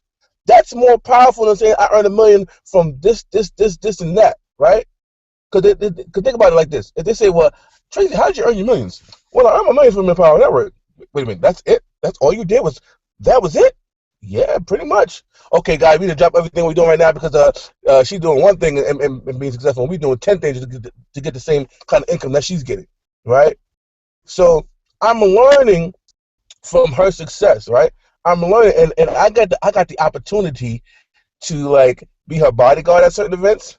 You know what I mean? So it's pretty cool. I was like adopted bodyguard, right? You know, and so I remember the first time I got the call, right? So it was like we was at the Denver, Colorado event. That's the first time like I got to see her in person, and it was me and it was Ken Beckford. No, I think no, me and Marquise. And Tracy Walker was like, "Hey Jeff," she said my name, y'all. She's like, "Hey Jeff, can you go over and grab the Dream Team banner and bring it over here?" I was like, "Oh yeah, for sure. I'm gonna get that banner right now." So me and Marquise was like, "Yo," she called us to go get the banner. You know what I'm saying? And it's so funny because that was our entry into her like connecting with us, or us connecting with her, right? And so I'm gonna get that banner. I'm gonna be the best banner carrier in the planet right now, and I'm gonna carry that banner to the party, right? And so you know you can't forget those things. And after that, you know, me and her started to have a relationship. And I remember we was at a diner in DC, and I was talking, and I just seen her look at him like, this guy got something, right? She had that look like, I think he got something. So next thing you know, I'm doing a motivational call, right? And I'm honored, man. You know what I'm saying? Like what? Like you get the call, like I want you to do the midday motivational call, right?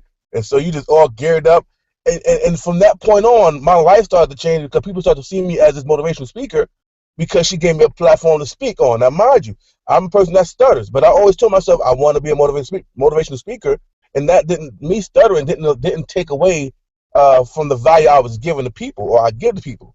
So understand that you got to understand that you got to be who you are because of there's 10, 100,000 trillion people out there that is just like you, who stutter, who's passionate, who may not talk proper, but can give you value the way they give you value, right? And so at the end of the day, what I want to share with you guys, like she told me, who are we speaking to? I'm speaking to the person like me who don't have kids and I'm 34 years old, but still have a busy life, right? And so I can't come from a fatherpreneur like Ernesto. I can't come from a mompreneur because I'm not a mom, right? Thank God about that. But I can come from the perspective of an experienced person who lived the world, who lived a crazy life, an exciting life, you know, from the music industry to having my own store, to my liquor brand, to my clothing company, and without having any kids, but I still want more, right? Because now I want to impact other people. The benefit right now, and I heard it from Jim Rohn, was to have your name in the mouth of many is the greatest form of success that you could ever have, right? So that even when you're dead and gone, I'm still saying Jim Rohn's name right now, and he's dead and gone. So right now, whoever don't know who Jim Rohn is, because I said his name right now, that person who just been born or who's 18 now is going to go search Jim Rohn because this platform, I said his name. And so what's more important, to succeed on this earth and have all the money in the world, or to impact as many lives that you can possibly impact to where they can keep your name in their mouth for centuries and centuries and centuries? That's what you want to do. And right now, we are time-stamping history right now. We're documenting it right now. So yes, Chris, you're 21 years old, and back when Tracey was 21 years old, you was like 3 or 4, right? But now, the people that are 3 or 4 now don't have to worry about what you said 10 years back. they can look at a hangout from 10 years back. Just like I look at Tracey's videos from when she was like, I think 4 or 5 years back, when she had a little short bob haircut. And you can tell she's green, right? And you can see her growth, right? She's like, hey, it's Tracey Walker, I'm just coming today with another video. And it's so cool to see that, right? It's so cool to see her non-millionaire lifestyle to her millionaire lifestyle. And it's not about the money. It's the value. It's the person that you become that attract that kind of income. And when you can see that, you can see her Dagan Smith days to her Blossom Tracey Walker, I am Tracey Walker days, right? And so you got to understand where you are right now. If you are not in this profession, you need to get in this profession because you don't just get money. You become somebody that you were destined to become when you came out of your mother's womb, right? We are all born successful, period. And the goal for you is to find your purpose and then live it. Because if you do not live your purpose, then you can't help somebody else live their purpose.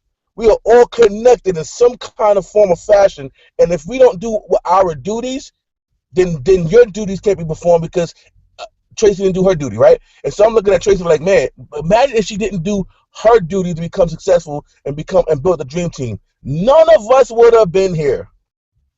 Well, the majority of us, right? None of us. So for her taking action and being consistent, it allowed us to be connected and brought here from some way, form, or fashion, right? And I got to believe that this is by no chance right here. This hangout here is by no chance. And if you're watching this hangout, that's by no chance either. So it's time to wake. You already woke. Let's stop talking about wake up. It's time to really dig into your mind and say, you know what? I need to be consistent and persistent in my actions. And that's the question I want to ask you, Tracey, because before you was a millionaire and before you got the status and the growth that you are right now, there was a time when you first started out. And I think that the hardest thing with people is when they first starting out is being consistent and persistent because they just don't know what to do just yet, right? And so they're like, man, I want to do this, but I got things I got to do first, yada, yada, yada, or I want to do this, and I'm doing it, I'm taking action, but I get sidetracked because somebody pissed me off today. So I just said, I'll do it tomorrow. And they put off tomorrow what they can do today, right? Because they get in their feelings. And so you're a human being, Tracey. You're like everyone else. And the fact that you're so humble, man, that's what I think Chris was talking about, that he don't feel like, salute, Tracey's coming through the board meeting. You know what I mean? Because if it isn't right, you're going to have a hissy fit, right? Do not put me on the hangout if everybody's not proper, right? That's not what's happening here. She's like, man, listen, and I got the opportunity to see the real Chicago style Tracey Walker in the house. So, guys, she is off the chain. So like, let's let you know that. But the fact that you're so humble and that you accept people where they are, right? I think that's what people can resonate with you. Like, Tracey is a down-to-earth woman. She just happened to have this skill set and this ability to connect with people, right? And so my question to you, Tracey, because I'm going to ask a millionaire question. I can't not be on a hangout and not asking you a question, right? And so, and for the sake of time, I'm going to ask you one question. So the question is, how do you not let life take over your duties, your goals? Like, how do you stay focused even if somebody piss you off, even if you get sidetracked because you put your office hours up, but the kids don't respect the office hours. Or in my perspective, I'm staying in my family's house, right? Because they want me to help them out there. So I could go get an apartment out here, but I'm going to help them. But because I'm helping them, they got kids. They're not my kids. So it's only but so much you can do to talk to them. But you're in the office. In your office right now, and they like the office is their bedroom, so you really ain't got that much control because the office is their bedroom, right? So you're like, I'm working, and they're like, what? I gotta get my socks, like you know what I mean? Like you can't put the hanger on pull. Hold on, she gotta get her socks. You know what I mean? Like it's not the case. So at the end of the day, how do you do that, right? You can't demand them because this is their house and you're their guest. So, but you're helping them out with, with majority of their stuff. So, there's always different situations. So you want to find out, right? How can you be productive without because they're kids and they're gonna do what they do. They got new toys. It's Christmas time, so they're really turning up. It's gonna be crazy. And then the parents are so lenient because they're like to spoil their kids, but they want to discipline them at the same time. But that's not working because you spoiled them already, right? And so, how do you get that control to where you can get your work done and be able to have, even if you're being sidetracked, but because of all the elements outside of your internet world. So hopefully that you got the question. I know it was a pretty long, lengthy question, but you get my point, right? I got it. It's the Jeff Trills way of asking a question. I got it. I know you, Jeff. Okay. That's funny. Gotta get my socks. That's hilarious. Listen. Okay. So it's kind of like you'll have to decide. Like there's multiple ways to do this, right? And I don't think one way is perfect over another. It's just gonna whatever works best for you. One thing that I would suggest is like you're doing now, right? Like from what I can tell, you're in a car. Do you know what I'm saying?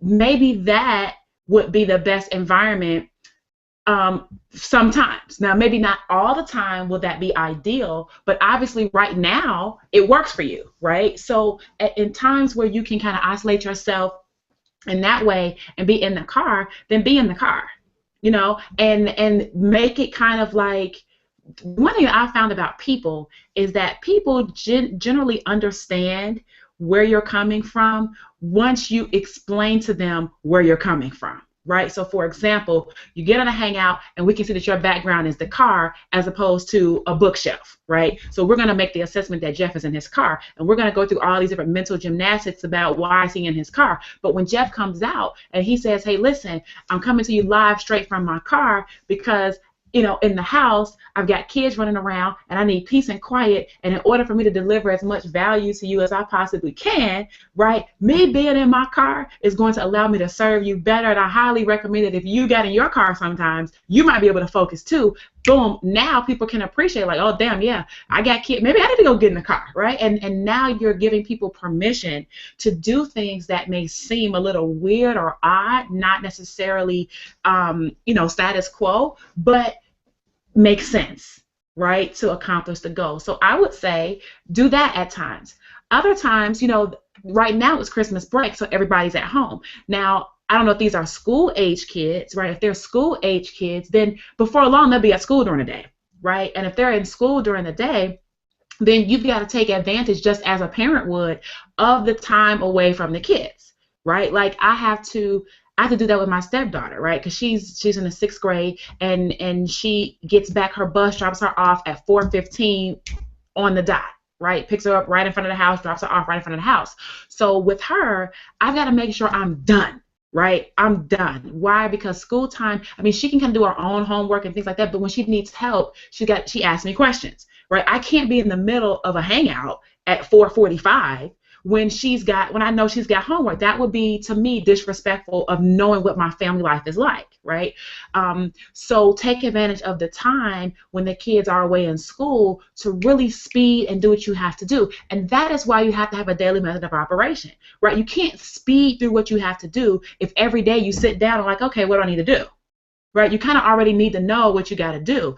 Every night, I will sit down. I mean, you can see I've got it done for, days and days and days and days and days of where I sit down the night before and write out my to-do list for the next day, right? And it doesn't have to be 40,000 different things, right? It's the most important things. And I got to do this, do a video for Adrian, prep for the hangout tomorrow night, send the swipe out to the list, send swipe out number 2, start the bonus page for this, get the names and emails, you know what I'm saying? That's what I got to do. And so then I know before I even lay down what my priorities are for the next day, which means when I wake up in the morning, I come in here and I look at my to-do list, I can go, right? I can go. And anything that's sidetracking me, I really can't pay attention to that because I got to finish these things first, right? Things may come up, but these things have to get done first in the time that I have, because after that time is up, I'm kind of up for grabs, right? So the car, leveraging time when the kids are away in school, if they are school age. If they're not school age, then you still have to keep in mind that you've got to do what you got to do. So maybe you need to get in your car, maybe you need to ride over to Starbucks, right? Maybe you need to ride over to a more quiet location, maybe not in the car, but outside somewhere, right? Put your earpiece on, as Nestor has. And, when you speak, but at the end of the day, you're in an environment where you can do what you need to do. Those are just some of the adjustments that we have to make temporarily, right? The great thing about it is it's temporary, Jeff. You're not going to be in your car for every hangout ever for the rest of your life, right? You're not going to be in the room with the kids getting their socks for every hangout for the rest of your life. You're not going to be at the Starbucks or the library or whatever it is for the rest of your life doing it that way. It's temporary, right? And if you can be okay with what you need to do right now to get through right now, then, that's why I'm saying keep your head down and go to work. Before you long, you won't even recognize it. It'll just be normal for you to be in the car and doing a hangout, right? And then you'll start buying tools. Like, I remember I would do different things. And this was back like in my real estate days. And I was always in my car, right? I was always driving around, checking on my rehabs, doing this, doing that, whatever, going to closings here, there. And that's when I was obsessed with, did we lose Jeff? I don't know if we lost his video. I know it went sideways for a second, but yeah, I think he's still there. Okay. But I was obsessed at this time with finding a way to be able to sit my phone on something, right, as opposed to having to hold it, right? And so I started buying all the little trinkets that you can stick, slide your cell phone in, and because you put the thing on the dash, so I can see the phone, I can put my earpiece and I can see the phone, and I can touch the phone and do it without having to pick it up, or it slid down in the bottom of the seat. Oh my goodness, the earpiece thing popped out of the hole there, right? All this nonsense going on in the car. You start buying things that help you to make your job easier, right?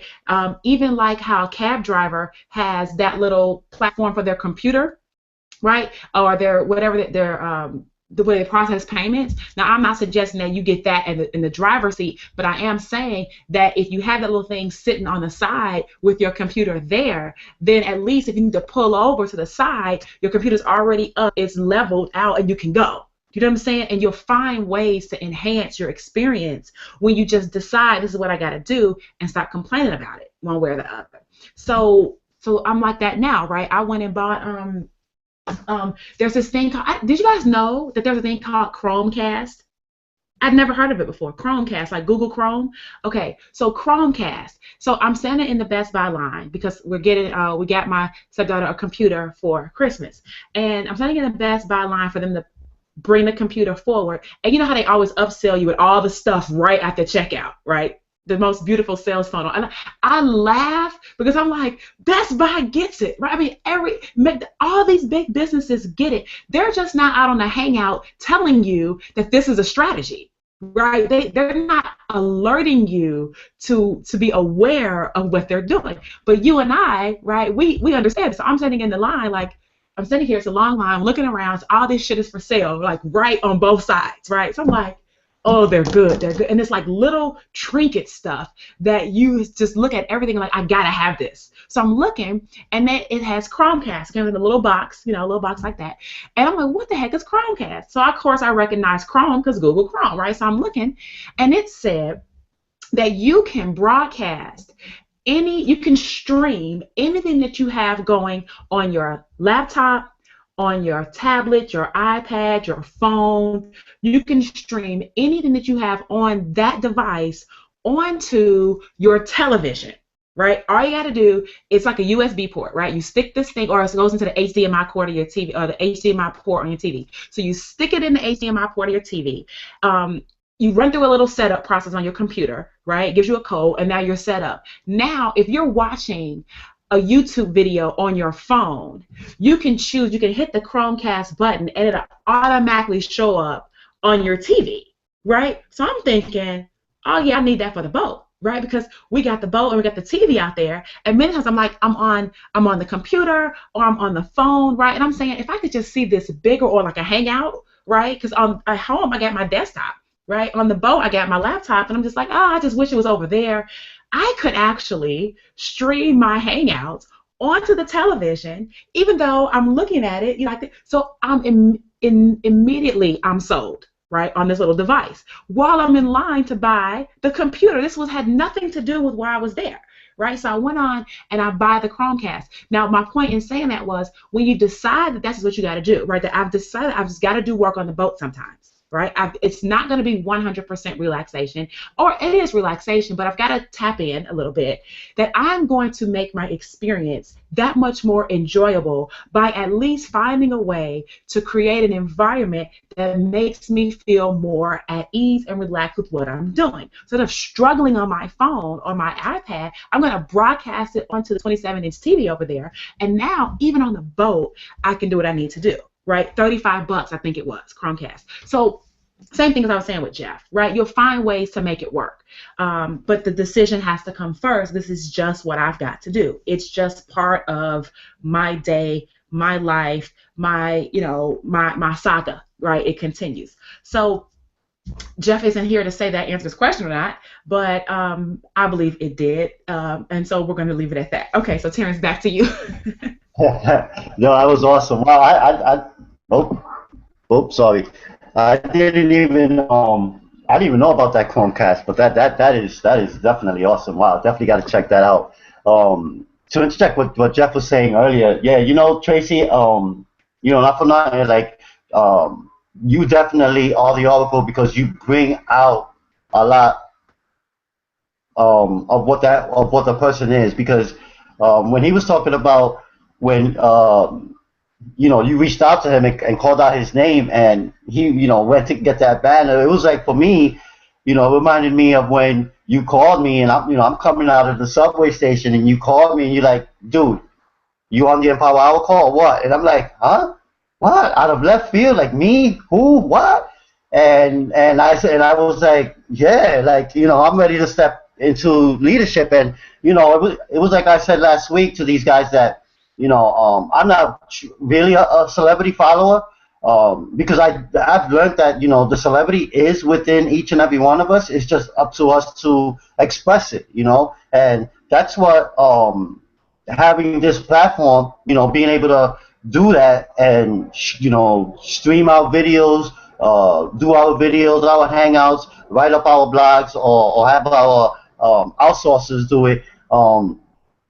I truly believe that that is the key to being online, is because if you're online, like Lisa Torres Allen says, I love what you said, that you're online and you're not doing nothing, like you're just chilling. That's basically what you're doing. You're chilling and you're homeless. Like, there's no foundation. There's nothing there. But when you're online and you're producing some type of value, giving value to people and sharing wealth and insight, you're building that foundation. You have a home. You're not there, out in the cold. And that for me was powerful when she said that. And that's exactly what you do with us. And you bring the best out of me. So I told these guys that I'm going to be using Tracey more. When she reached out to me before and I didn't take action on that, she did not call me back and say, yo, dude, I asked you. No, she just said, all right, I'll let him do what he got to do. And and that's what, and you learn from that, because you learn that pride doesn't work. Pride was definitely getting in my way. I just felt like I didn't need Tracey to help me. I didn't really want to bother her. I didn't, and sometimes you think this way, but these are leaders who are here for us, and they're here to help elevate our lifestyles, but they can't do that unless we reach out to them. So just to let you guys know, the guys who are watching this, that don't be afraid to reach out to your sponsor and let them know that let he or she know that where you stand, what your dreams are, what do you intend to do, what's 2015 going to be like for you. Invite them on the hangouts. Don't be afraid to do that, because they're there for that. They're there to help you. As long as they see that you're putting in the work, they're going to help. And that's what I love about Tracey. That's why I'm so honored to have her on this hangout today on a Sunday of all days.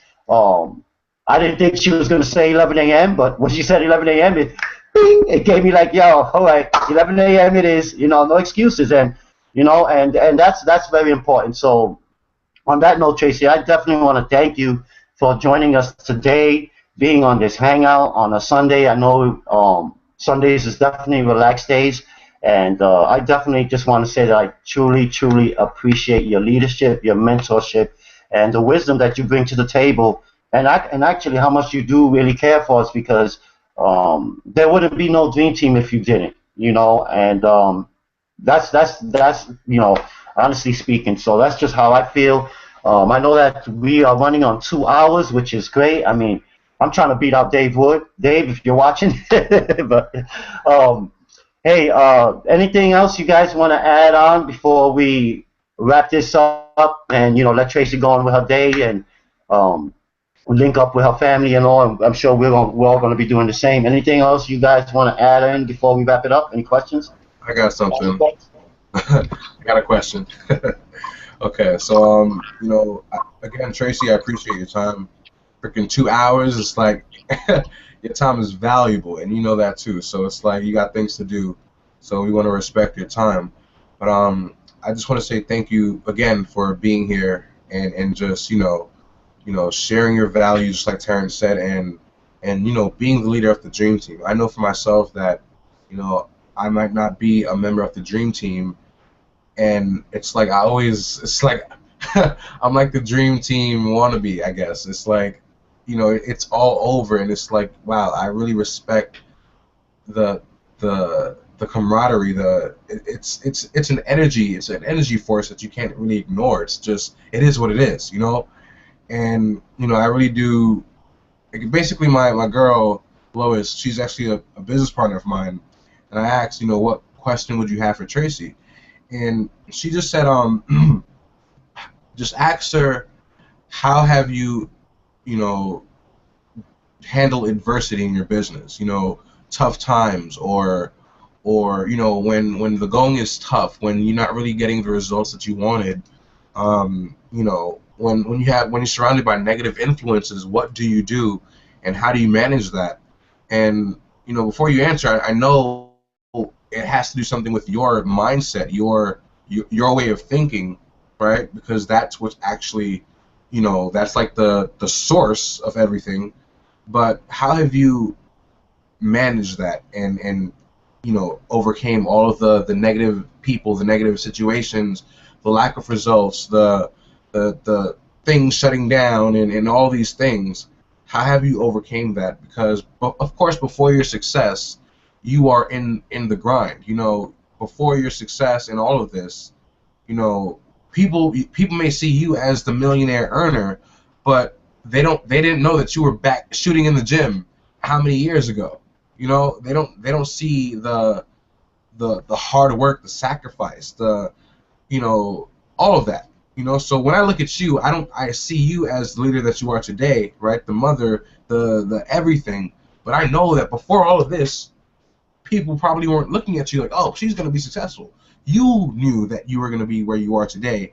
So it's like, I respect that. But basically, my question is, when it comes to challenging times, challenging situations, and things, how do you overcome that and carry on and lead by example and all that stuff? Well, Chris, the thing is, we all experience those things. You know what I'm saying? We all do, right? Pooh? We all do. And depending on what it is, I may do something different, right? Now, from a more personal, like if I'm having like an internal battle about stuff, right? Or I don't necessarily know how to communicate something, or I need help dealing with something more emotional, whatever. I have a coach for that. Do you know what I'm saying? Now, I will tell you who my coach is. His name is Will Wood. That's David's brother, right? Will Wood. And I say him because some of you may have heard him or seen him or anything like that at the events. And I hire him, right? He doesn't do anything. I mean, he has his own business too, right?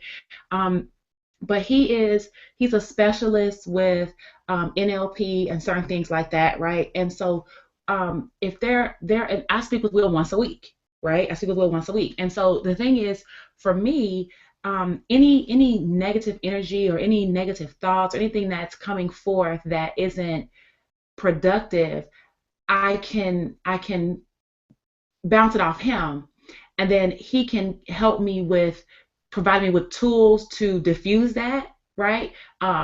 Patterns that I need to disrupt, how to do that, how to explode them. He'll give me specific things I need to do. Okay, so that's one way. It's connecting with someone who knows what they're doing, that is experienced in the field that you need help with. All right, so a coach, it could be a business coach, it could be a whatever kind of coach, but for me, that's that side. Um, if it's more related to business, let's say, okay, oh, I'm not getting any sales, right? Or, oh, I'm not getting any leads, something more like that.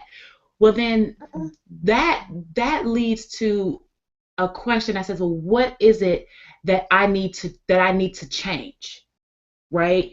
Not necessarily what am I doing wrong, right? Because you're assuming that you're doing something wrong, and you may not be doing anything wrong. You may be doing something right. You may just not be doing enough of it, right? So you can't automatically tell yourself or tell your brain to look for the wrongness. You want to look for what am I doing right and increase that, right? So what is it that I need to change? What is it that I'm doing? What is it I'm not doing enough of? What is it that I need to kind of shift? And when that happens, you kind of have to be quiet for a second and listen. Do you know what I'm saying? And that kind of leads into how do you handle being around like those negative influences? Ironically, I'm kind of a loner. You know what I'm saying? Like, people might not think that, but what's so weird is that quite a few people that I know, yes, Pooh, quite a few people that I know that are extrovert or that seem to be extrovert in terms of speaking and that, really on the flip side are like introverted.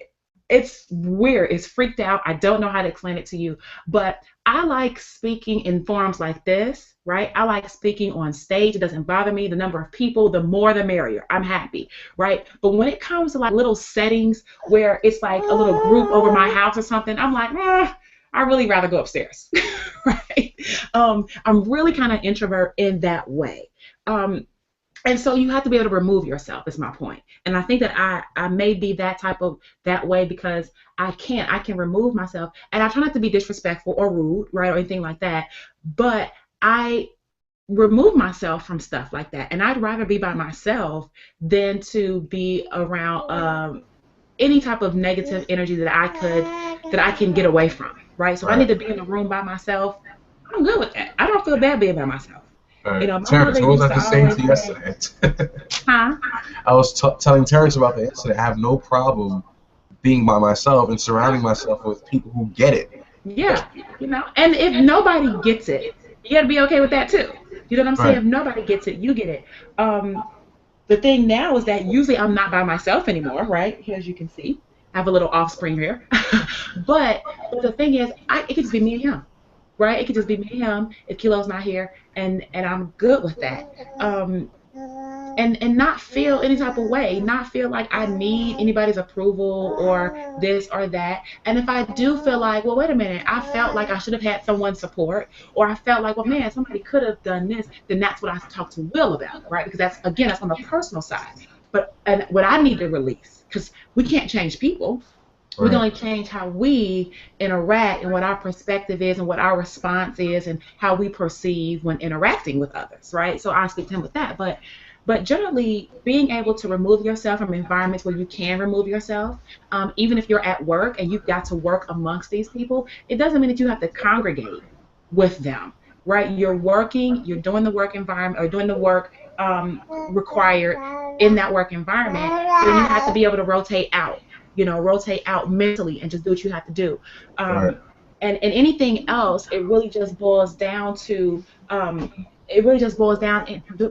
tapping into what the core things that you need to do every single day. Here's the thing: every single day you need to ask yourself, have I done any marketing today? Right? I mean, that's one of our 8 core commitments: market daily. If you haven't done any marketing today, it's real simple. You need to market. Right now, everybody gets caught up in the how.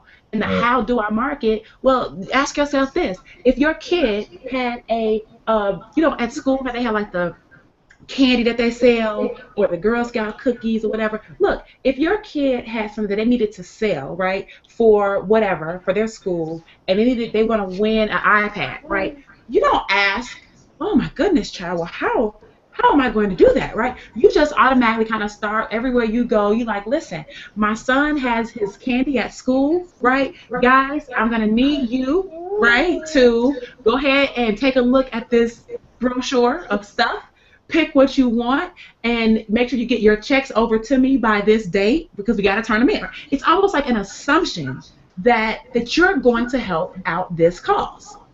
Right? You're not thinking exactly, oh my goodness, am I saying it correctly on Facebook PPC? Like, it's you go on Facebook and you do that. You know what I'm saying? I feel the same type of way about marketing. I feel like just say what you need to say. You know what I'm saying? Just go out there and let people know what you have. Listen, I got a workshop. Listen, I got an ebook. Listen, I've got this. It's going to help you do that. And you're going to need to get your hands on it right away. This is what you need to do, right? You got to market every single day. If you're not getting sales, it's because you're not marketing. And if you are marketing, okay, I'm going to have to go off camera for a second. I got to nurse him, guys, but I'll still be talking, okay? And if you are marketing, but you're not getting the responses that you want, then you're simply not tapping into the needs of the people listening. That's all it is, right? You're marketing, that's true. You're selling your Empower Network blog, but you are not highlighting the benefits of the blog to the people where they say, oh, yes, I need this thing. I want this thing. Right? That's important. This is marketing. This is not, hey, walk into my shop. I don't know if you guys watch The Profit. Here's an example. If you guys watch The Profit on CNBC, it comes on like right after Shark Tank and things like that, right? So That's my show. That's your show? Better believe it. Okay. So you got The Profit, right? So what he does, if you guys don't watch it, is he is a person, he's kind of like a Shark Tank, except he's a one-person Shark Tank, right? And he will go in and he looks at a business and he will decide whether he wants to invest in this. He doesn't buy the business, okay? He decides whether he wants to invest in the business or not. And if he does, then it's his terms, his rules, because it's his money, right? Without him, the business is going down the tubes or whatever. So he was working with this company that was based like they sold T-shirts, right? And he loved their idea of what they were doing.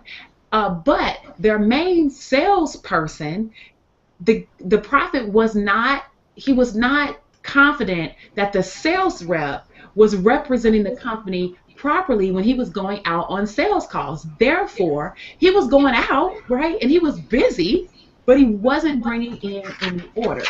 So he went out with him, right? And they went to the firehouse, the fire station of that local area. And the Prophet sat back and he watched the salesman walk in and talk to the chief of the fire department. And the guy who was the salesman literally obliterated that whole sales process, right? He walks in and he's like, okay, well, great. Well, we have these different types of shirts, right? And what we want you to do is kind of look at the shirts and tell us which ones you want to order. And we've got different colors. Tell us what logo, what icon you want on them, and we can get them in this many quantity, right? He went into all of this about what he could do, right? And had yet to ask the fire chief, what is it they needed? Right? So he went through this whole process, and it was like a little trial run. It was an example. But the Prophet said to him, you know, you're going about this all wrong, right? You came in here and you hammered this man about what you have, and you have yet to even ask him, you know, what is it that his needs are, right? And then and try to figure out in your mind how what you have can provide a solution to those needs, right? And how often are we saying this on these little hangouts like this, right? And I say little hangouts because compared to national television like The Prophet, right, that might be reaching millions of people. Right now, we might be reaching thousands of people, right? So it's on a smaller scale. We're more often, right? We're more personable, right? I know I can see you at an event. I can write my autograph for the first time on the picture, right? I can do all of that with you. But you're looking at national television. This man is saying the same thing. The same thing. And he's investing millions of dollars into people's businesses, and he's telling the sales rep the same thing that we're saying right here, right now, to every person who's listening and or watching, right? Listen, you've got to figure out what people's wants are before you can just start hammering them with what you have. So if you're not getting the sales, even if you are marketing, it's because you're marketing based on what's important to you, and you're not trying to find out what's important to your prospects or your leads. It's as simple as that, right? If you're blogging and you're not getting any traction, maybe you're not asking people for comments. Maybe you're not asking people to subscribe to your blog and opt in. Maybe you're not asking people to head over to this web page and watch this free video that you have for them. Maybe you're not directing people. Maybe you don't have the posture that is commanding enough to let people know you mean business, and this is the next step that you need to take if you are willing to solve the problem that you said that you had, right? So it's not rocket science. I don't believe that I'm be able to say anything different anytime I'm asked this question, because it's the same answer, right? Because it's the same fundamental principle that obviously my guy from the Profit is telling people that he's invested millions of dollars with, right? So obviously it works. So Chris, that would be what I would say to share with Lois. I don't know if she's watching or if you're gonna take this back to her, but that's the deal, right? That's the deal. Market daily, right? Read daily, listen to audio daily, blog daily, get to the company events, right? Listen to the Empower Hour call. These things are the commitments, and that's what I call the core. They're the core commitments. They may not be the only commitments ever, but they're the core ones. And if you are finding yourself not getting the results that you want, then you might be slacking on one of your core commitments. Go back, figure out what core commitment it is, and fix it. All right. Got it? Got it. All It's right. almost like a plane that's 4 engines and then it shuts off 2. It's not going to be in balance. It has to have all core engines running at the same time. That's right. So, I appreciate you, Tracey. I'll see you in Las Vegas. All right. All right, Chris. Awesome, guys. Hey, I know that was some powerful stuff, Tracey. Thank you so much. Again, thank you for being here with us. I know that you are feeding Josiah and you probably got to go, so I don't want to hold you on any longer to this hangout. So again, thank you for being here, and I will be connecting with you this week so we can mastermind on the phone or Terrence, I think Jeff wants to say something. Oh, you do? Okay. All right, Big Jeff. Go ahead, Big Bro. Hey, my bad. I had to switch gears. The phone died on Tracy speaking. Tracy, I know you got to go and stuff like that. I appreciate your time, but I have a quick question to ask you. I got to study these moments, man. Cause, we don't get them a lot. So, quick question. In regards to a newbie coming in that want to get their pleasures. What was the breaking point for you when you was Tracey, trying to get together to Tracey people start to follow you and they joining your business by droves and stuff like that? What was the breaking point, and what was it that you realized that happened that switched it to where people are magnetized to you and start joining you and stuff like that? Do you remember what that turning point was?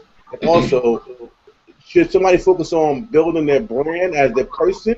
Like in fan page, should it be like a public figure, Jeff Trills, or should it be a topic that they're passionate about, like moms feeding kids or whatever, fan page? And that because I know there's 2 ways to be famous, either by the person or by the brand, right? So you could be a Johnson & Johnson, or you could be, a Donald Trump.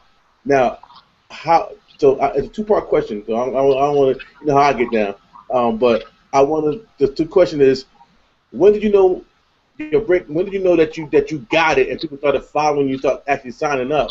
When was that? Like, what was it in your mind that said, I got it? And then once you applied it, people started to fall in line with what you're doing and joining you by the droves, right? And then the other question is, when it comes to building a brand, or eventually your goal is to build a brand so people can follow you and they know your name, Tracey Walker. But should you start as building you, or building something that you're passionate about, like a Johnson & Johnson type of deal? You know what I mean? If you get what I'm saying? Or should it be like, you understand what I'm saying to you? I got it, Jeff. I got it. Okay, you ready for me to answer? Yeah. Good grief. Okay.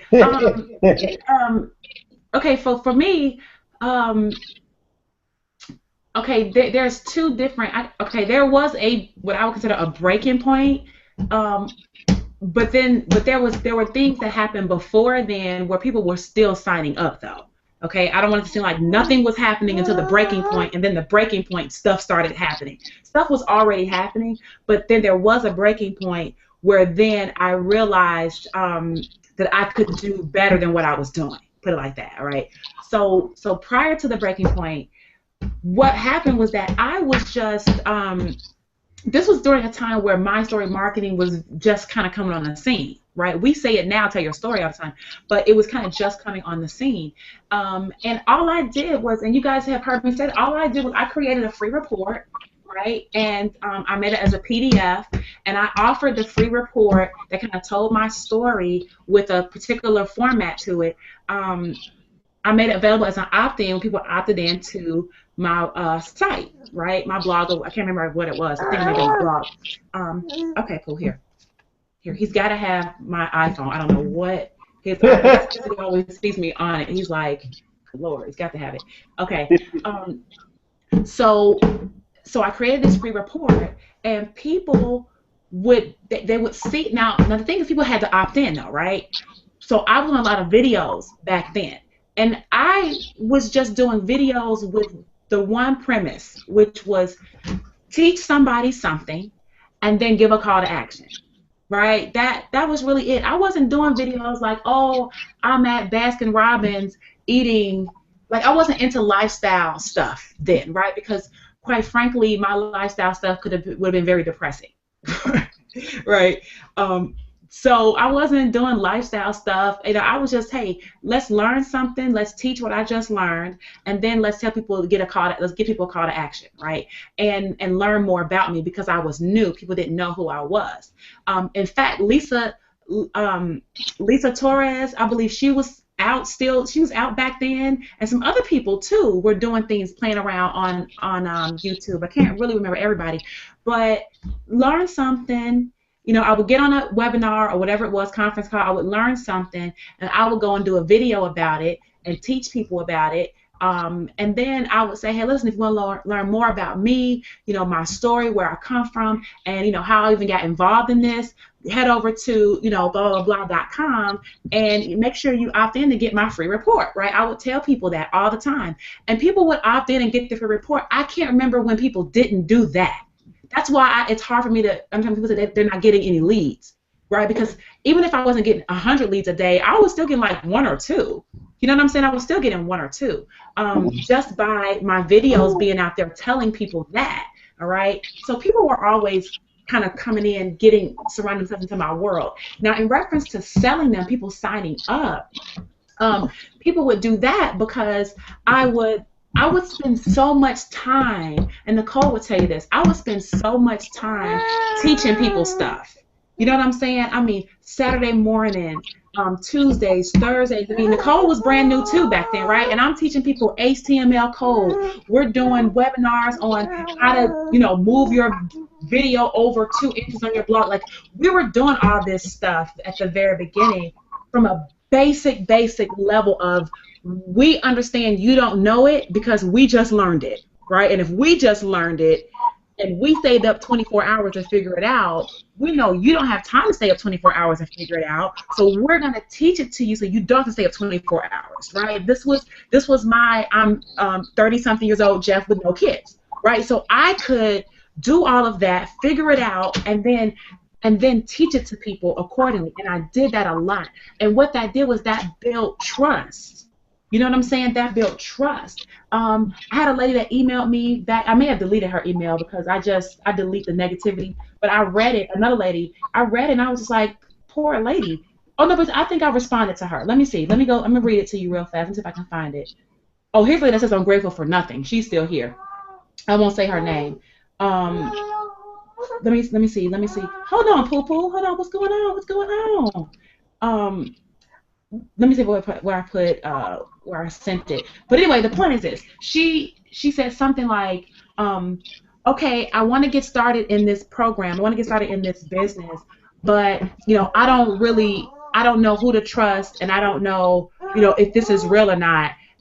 So you're gonna have to really prove to me that you're real and all of this stuff, right? I remember you talking about this.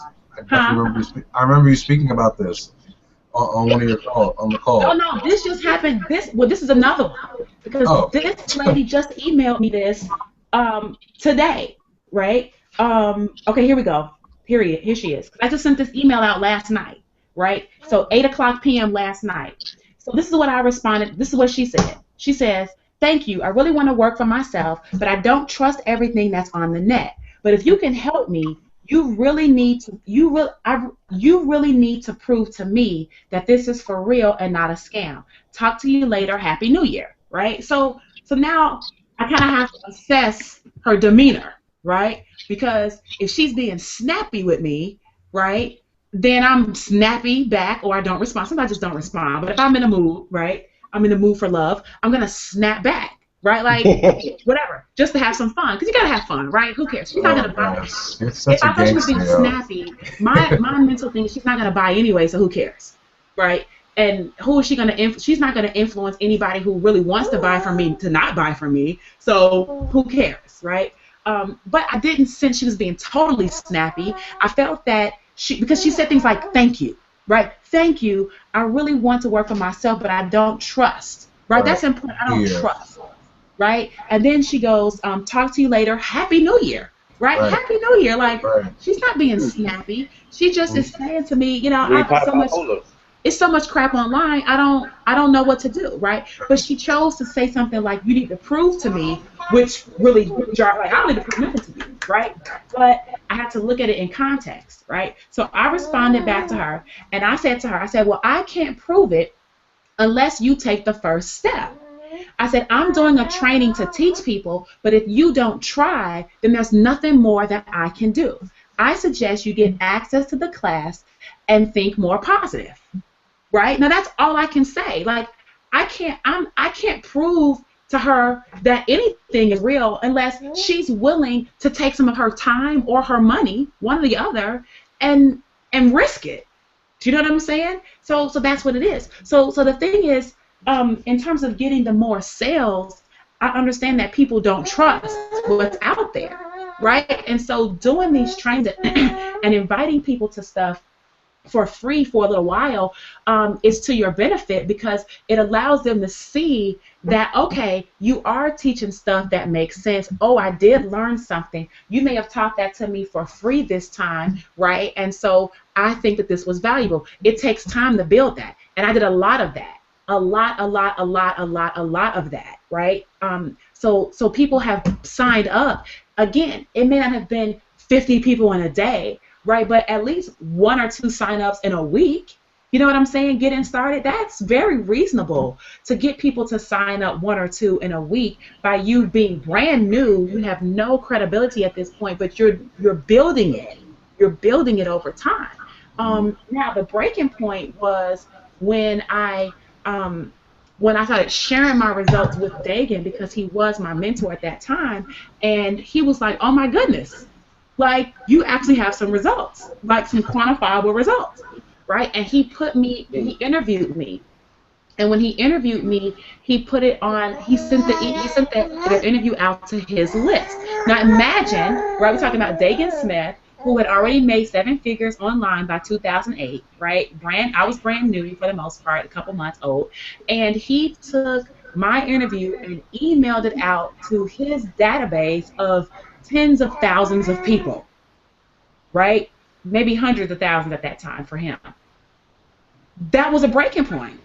I didn't do anything that I different. Like, I did some miraculous feat. What I did was I got results, as small as they were, but they were results. And they were results that he felt were worthy enough to share with others that results are possible.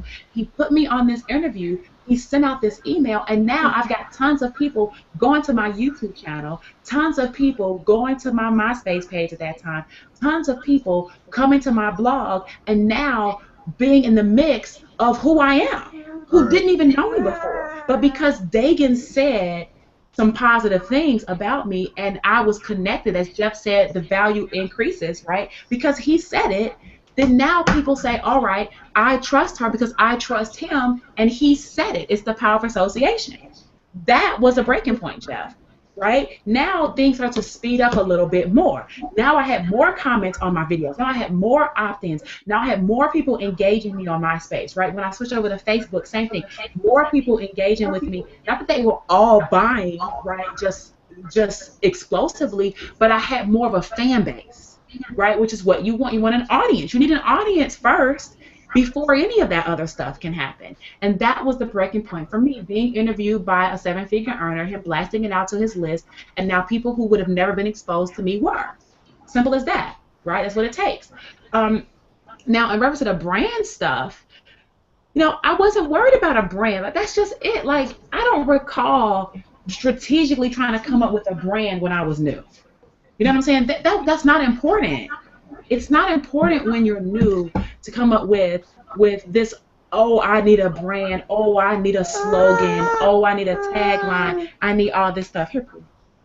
Here, I need all this stuff. I don't recall coming up with that, right? I just remember just going, and I mean, I didn't even have a fan page, right? Back then, there were no fan pages, but even when I got on Facebook, I didn't get a fan page right away.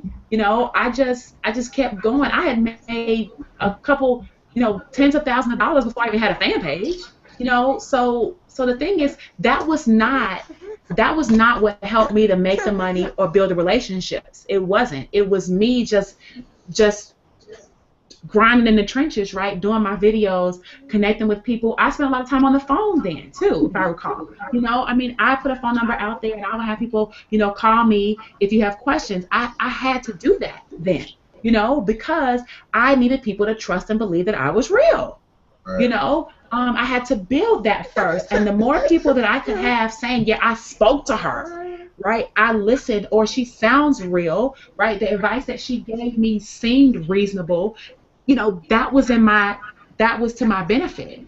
And then that would cause people to do, then I would go out and say, okay, listen, if I've helped you, could you do a testimonial for me, right? And people would do these testimonials, and I would post my testimonials on YouTube or post them. Like, I still have some now on my website, right? Post your testimonials. That helps. All of that collectively helps to keep your sales coming in, because people Google you and they don't see you, then it doesn't mean that you're bad, but it also doesn't mean that you're out there enough for them to be willing to join you either, so you want to be seen, you want to be out there, and that's the thing. Some people are afraid to put themselves out there, and for fear of what people may say or how they may be received. I mean, I've had people ask me all types of times, did you ever worry about being on video, being that you were black, right, or that you were a female? I'm like, no, I never really thought about that, because right. My thing is people.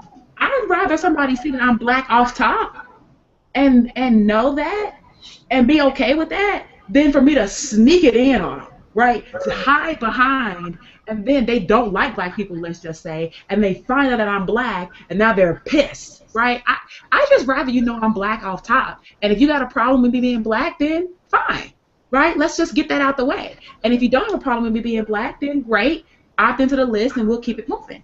I've just never been hung up on a lot of the things that people have been hung up on, because it wasn't part of the, like, to me, that's the bug on the windshield, when really I should be looking through the windshield out onto the road. You know what I'm saying? Like, I can't see the road if I'm focusing on the bug on the windshield. And I'm like, who cares about the bug? I got to get to my destination. There are going to be tons of bugs, Right. And that's the way I see it. So, Jeff, my thing is, I probably wouldn't even worry about a brand, period.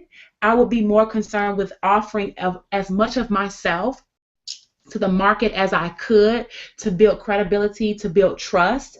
And from that, my brand developed, right? That tagline that I have that says inspiring you into action, that developed as a result of the market constantly telling me that they were so inspired by what I had to say, right? I didn't come out to the marketplace brand new saying, I want to inspire people. I didn't. I was just me, and people, that was people's experience with me, and they would say that to me all the time. So obviously that must be the energy that I'm giving off, and so I must be inspiring to people, right? And because I'm inspiring to people, then now I can leverage that and say, okay, I want to inspire you, but my own little spin off was that I want to inspire you into action. Like me and Nicole Cooper would have this conversation all the time about, yeah, we're inspiring, but ain't nobody buying from us. Right, or in drones, they get inspired by me, and then they go buy from David, or they get inspired by me, and then they go buy from Terrence. Right, they're not buying as much from me, so why not? Right, I don't want to be the inspirational leader that everybody gets inspired to listen to, and they go spend their money with somebody else. Like, I got food to buy too. So my thing was, okay, I want to inspire you into action. I'm not here to just, I don't have nothing better to do than sit up here and inspire you. I want to inspire you into taking the actions that you say you want to take, but also showing that I'm the person you should be taking that action with. Right? Now, that is demonstrative of, and not to, I don't know, not to toot a horn, or not to be on a pedestal or anything, but just to be what I've observed, right? There are tons of people who are not on our team. Chris is a prime example. He's a prime example, right?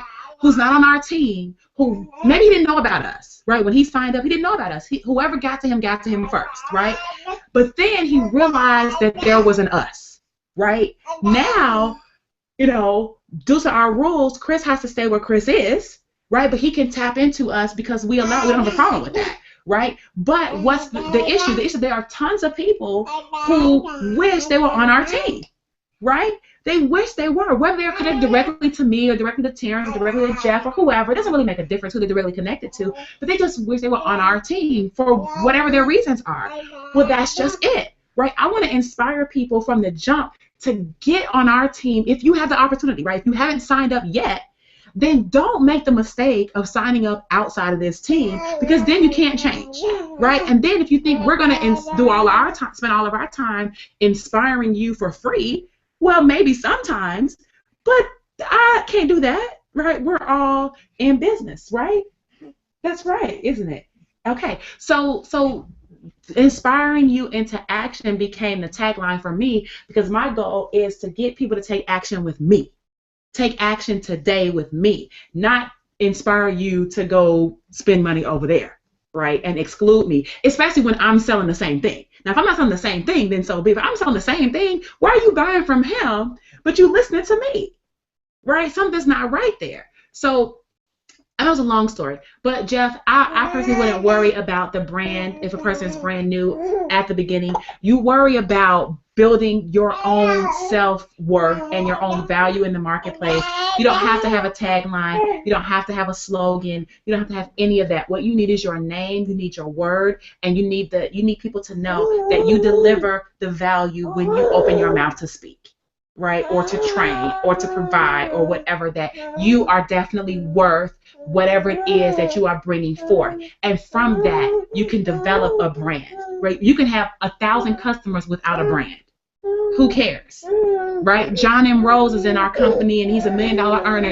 Half you don't even know who John M. Rose is. He's never spoken on an Empower Hour call. He's never spoken on stage at a company event. Never. He doesn't want to. He's not on Facebook like that. He barely communicates with us in leadership, right? He doesn't care. That's not his thing.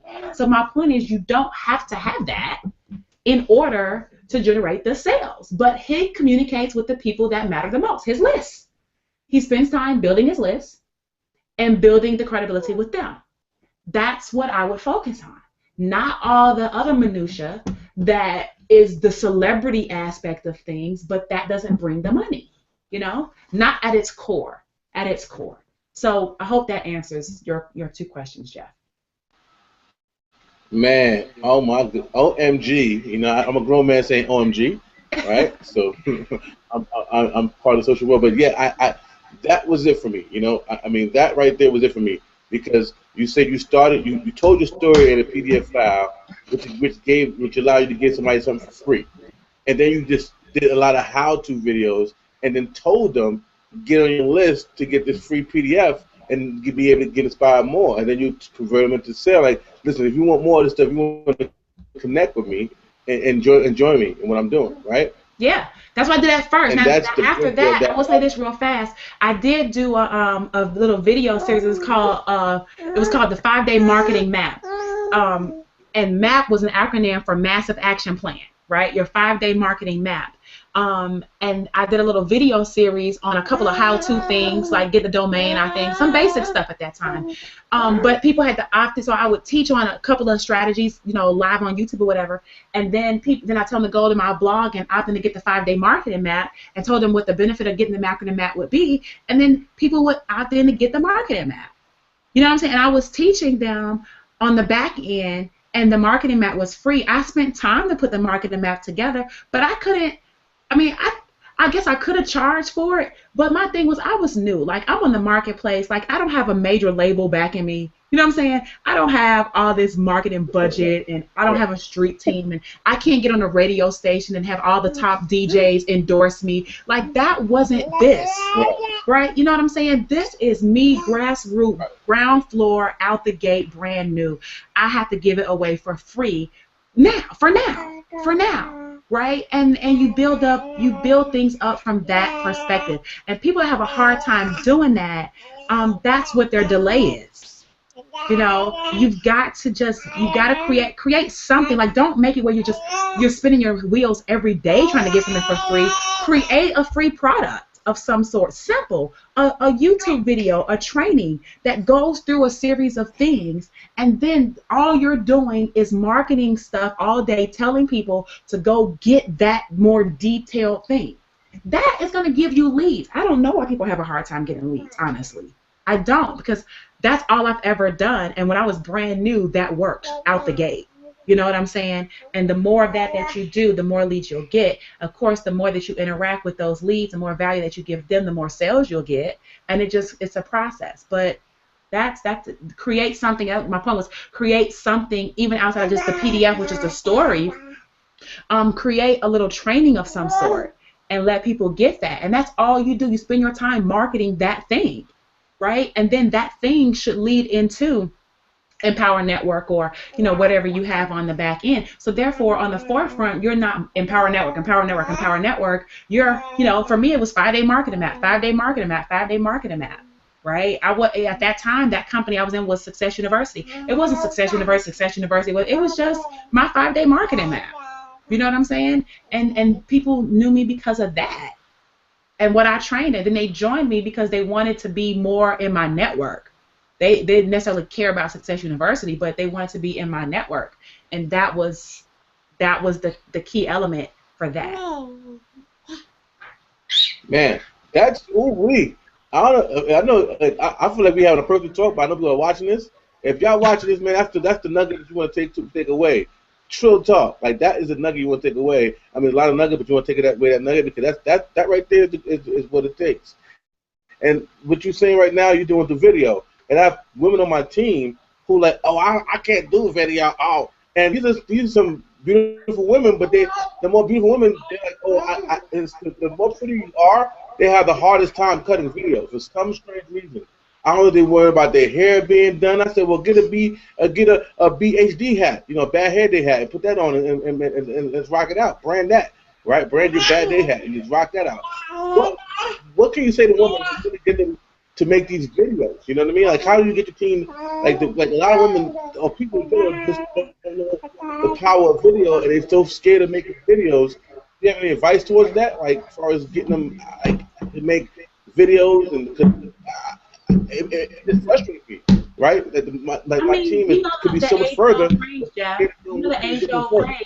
The phrase is you can lead a horse to the water, but you can't make them drink, right? I don't know if there's anything. Right.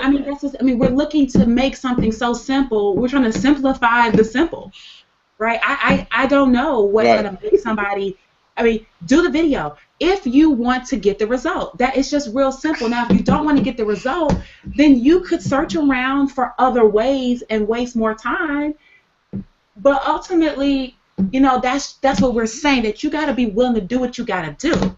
You know what I'm saying? And not make excuses for why you're not doing what you need to do. If your hair, stop, Josiah. Don't do that.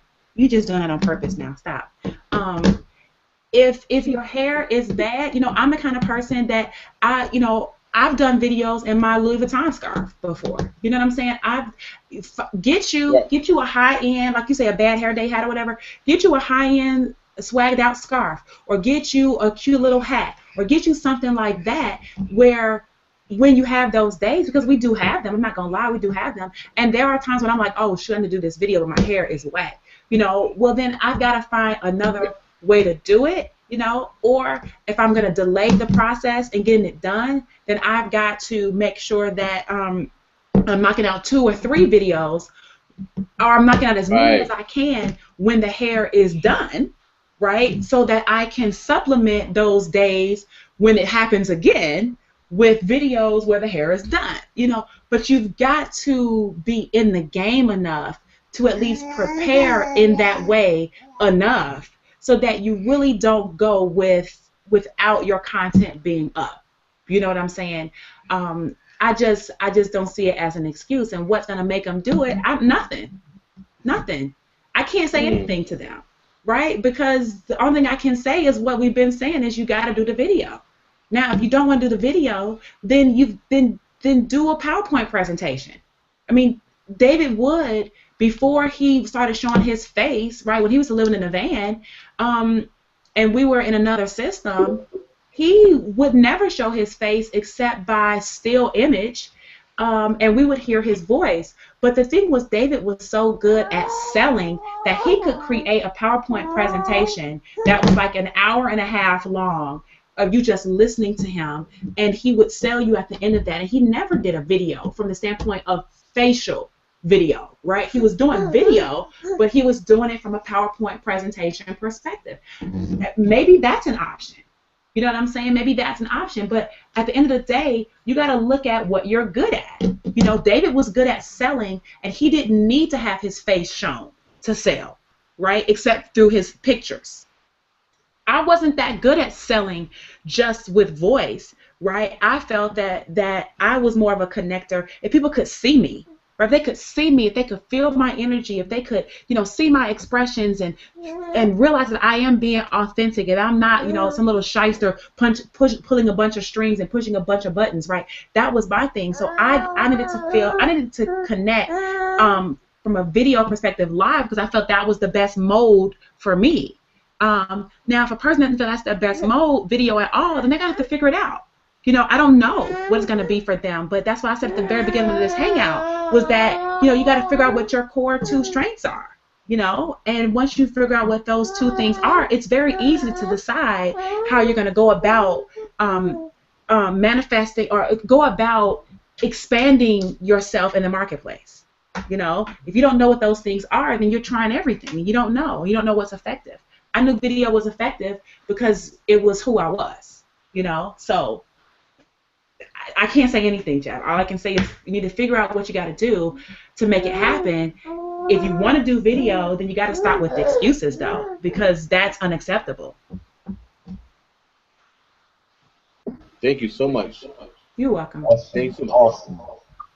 That was awesome, Tracey, man. Hey, I'm going to say it again. Today, guys, we got some powerful insight today, and you know, you normally won't get a leader like Tracey Walker, who's earned over $1 million on a Sunday, to join you on a hangout. But like she said, you know, and just like Jeff described her, she is the oracle. She makes it happen. She does care for the team. She cares for what she's built.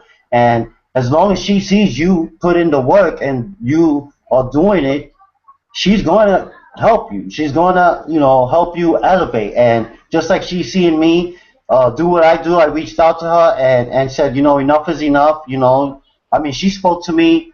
I watched I actually went to your blog and I listened to the replay of the call. And by the way, congratulations on your engagement, sis. Seriously, I did not get to comment or write that out, so it's better to say it to you live.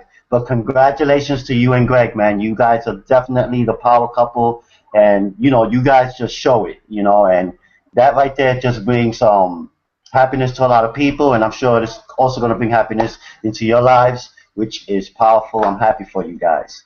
So with that being said, I know that we've mentioned a few times that Tracy's earned over $1 million and so forth. But guys, income disclosure, we're not saying that you'll be able to earn this $1 million. We're not saying that it's going to come to you once you join or hit the button below. What we're simply saying is it's all up to you. It is action that you take because results are not typical. Typical people don't have action the way untypical people have. Okay, so with that being said, income disclosure, guys, results are not typical here at the Empower Network or through each of these individuals who have earned a certain amount of money in the company. And with that being said, I mean, hey, today was a wonderful hangout, powerful, of 3 strong hours, of 2 hours and 40 minutes. I mean, this is the longest hangout I've hosted, and I can only see that things are going to get better from here on for me and the team and the Dream Team and everyone on this panel for the rest of the year. So with that being said, this hangout again was brought to you by the Ultimate Team Building Formula. So go to Amazon.com and get your get your Ultimate Team Building Formula, guys. Trust me, you're gonna want this book for 2015. All right, the content in here doesn't get any older. It's all pure content in here.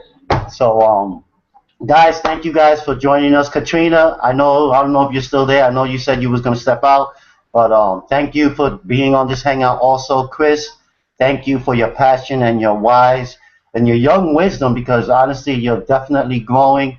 JT, I don't have nothing to say to you, man. You are you, and you take it to another level. And I appreciate you even being here and being my brother, locking arms with me. And again, Tracy, the Oracle. Gracias. Thank you so much. And I will definitely be connecting with you this week. Okay? Thank you for having me, guys. It was definitely a pleasure. And I'll see everybody in Vegas. Absolutely. Get to Vegas, guys. The button is there. Get to Vegas. All right, Bye. girls, have a great day.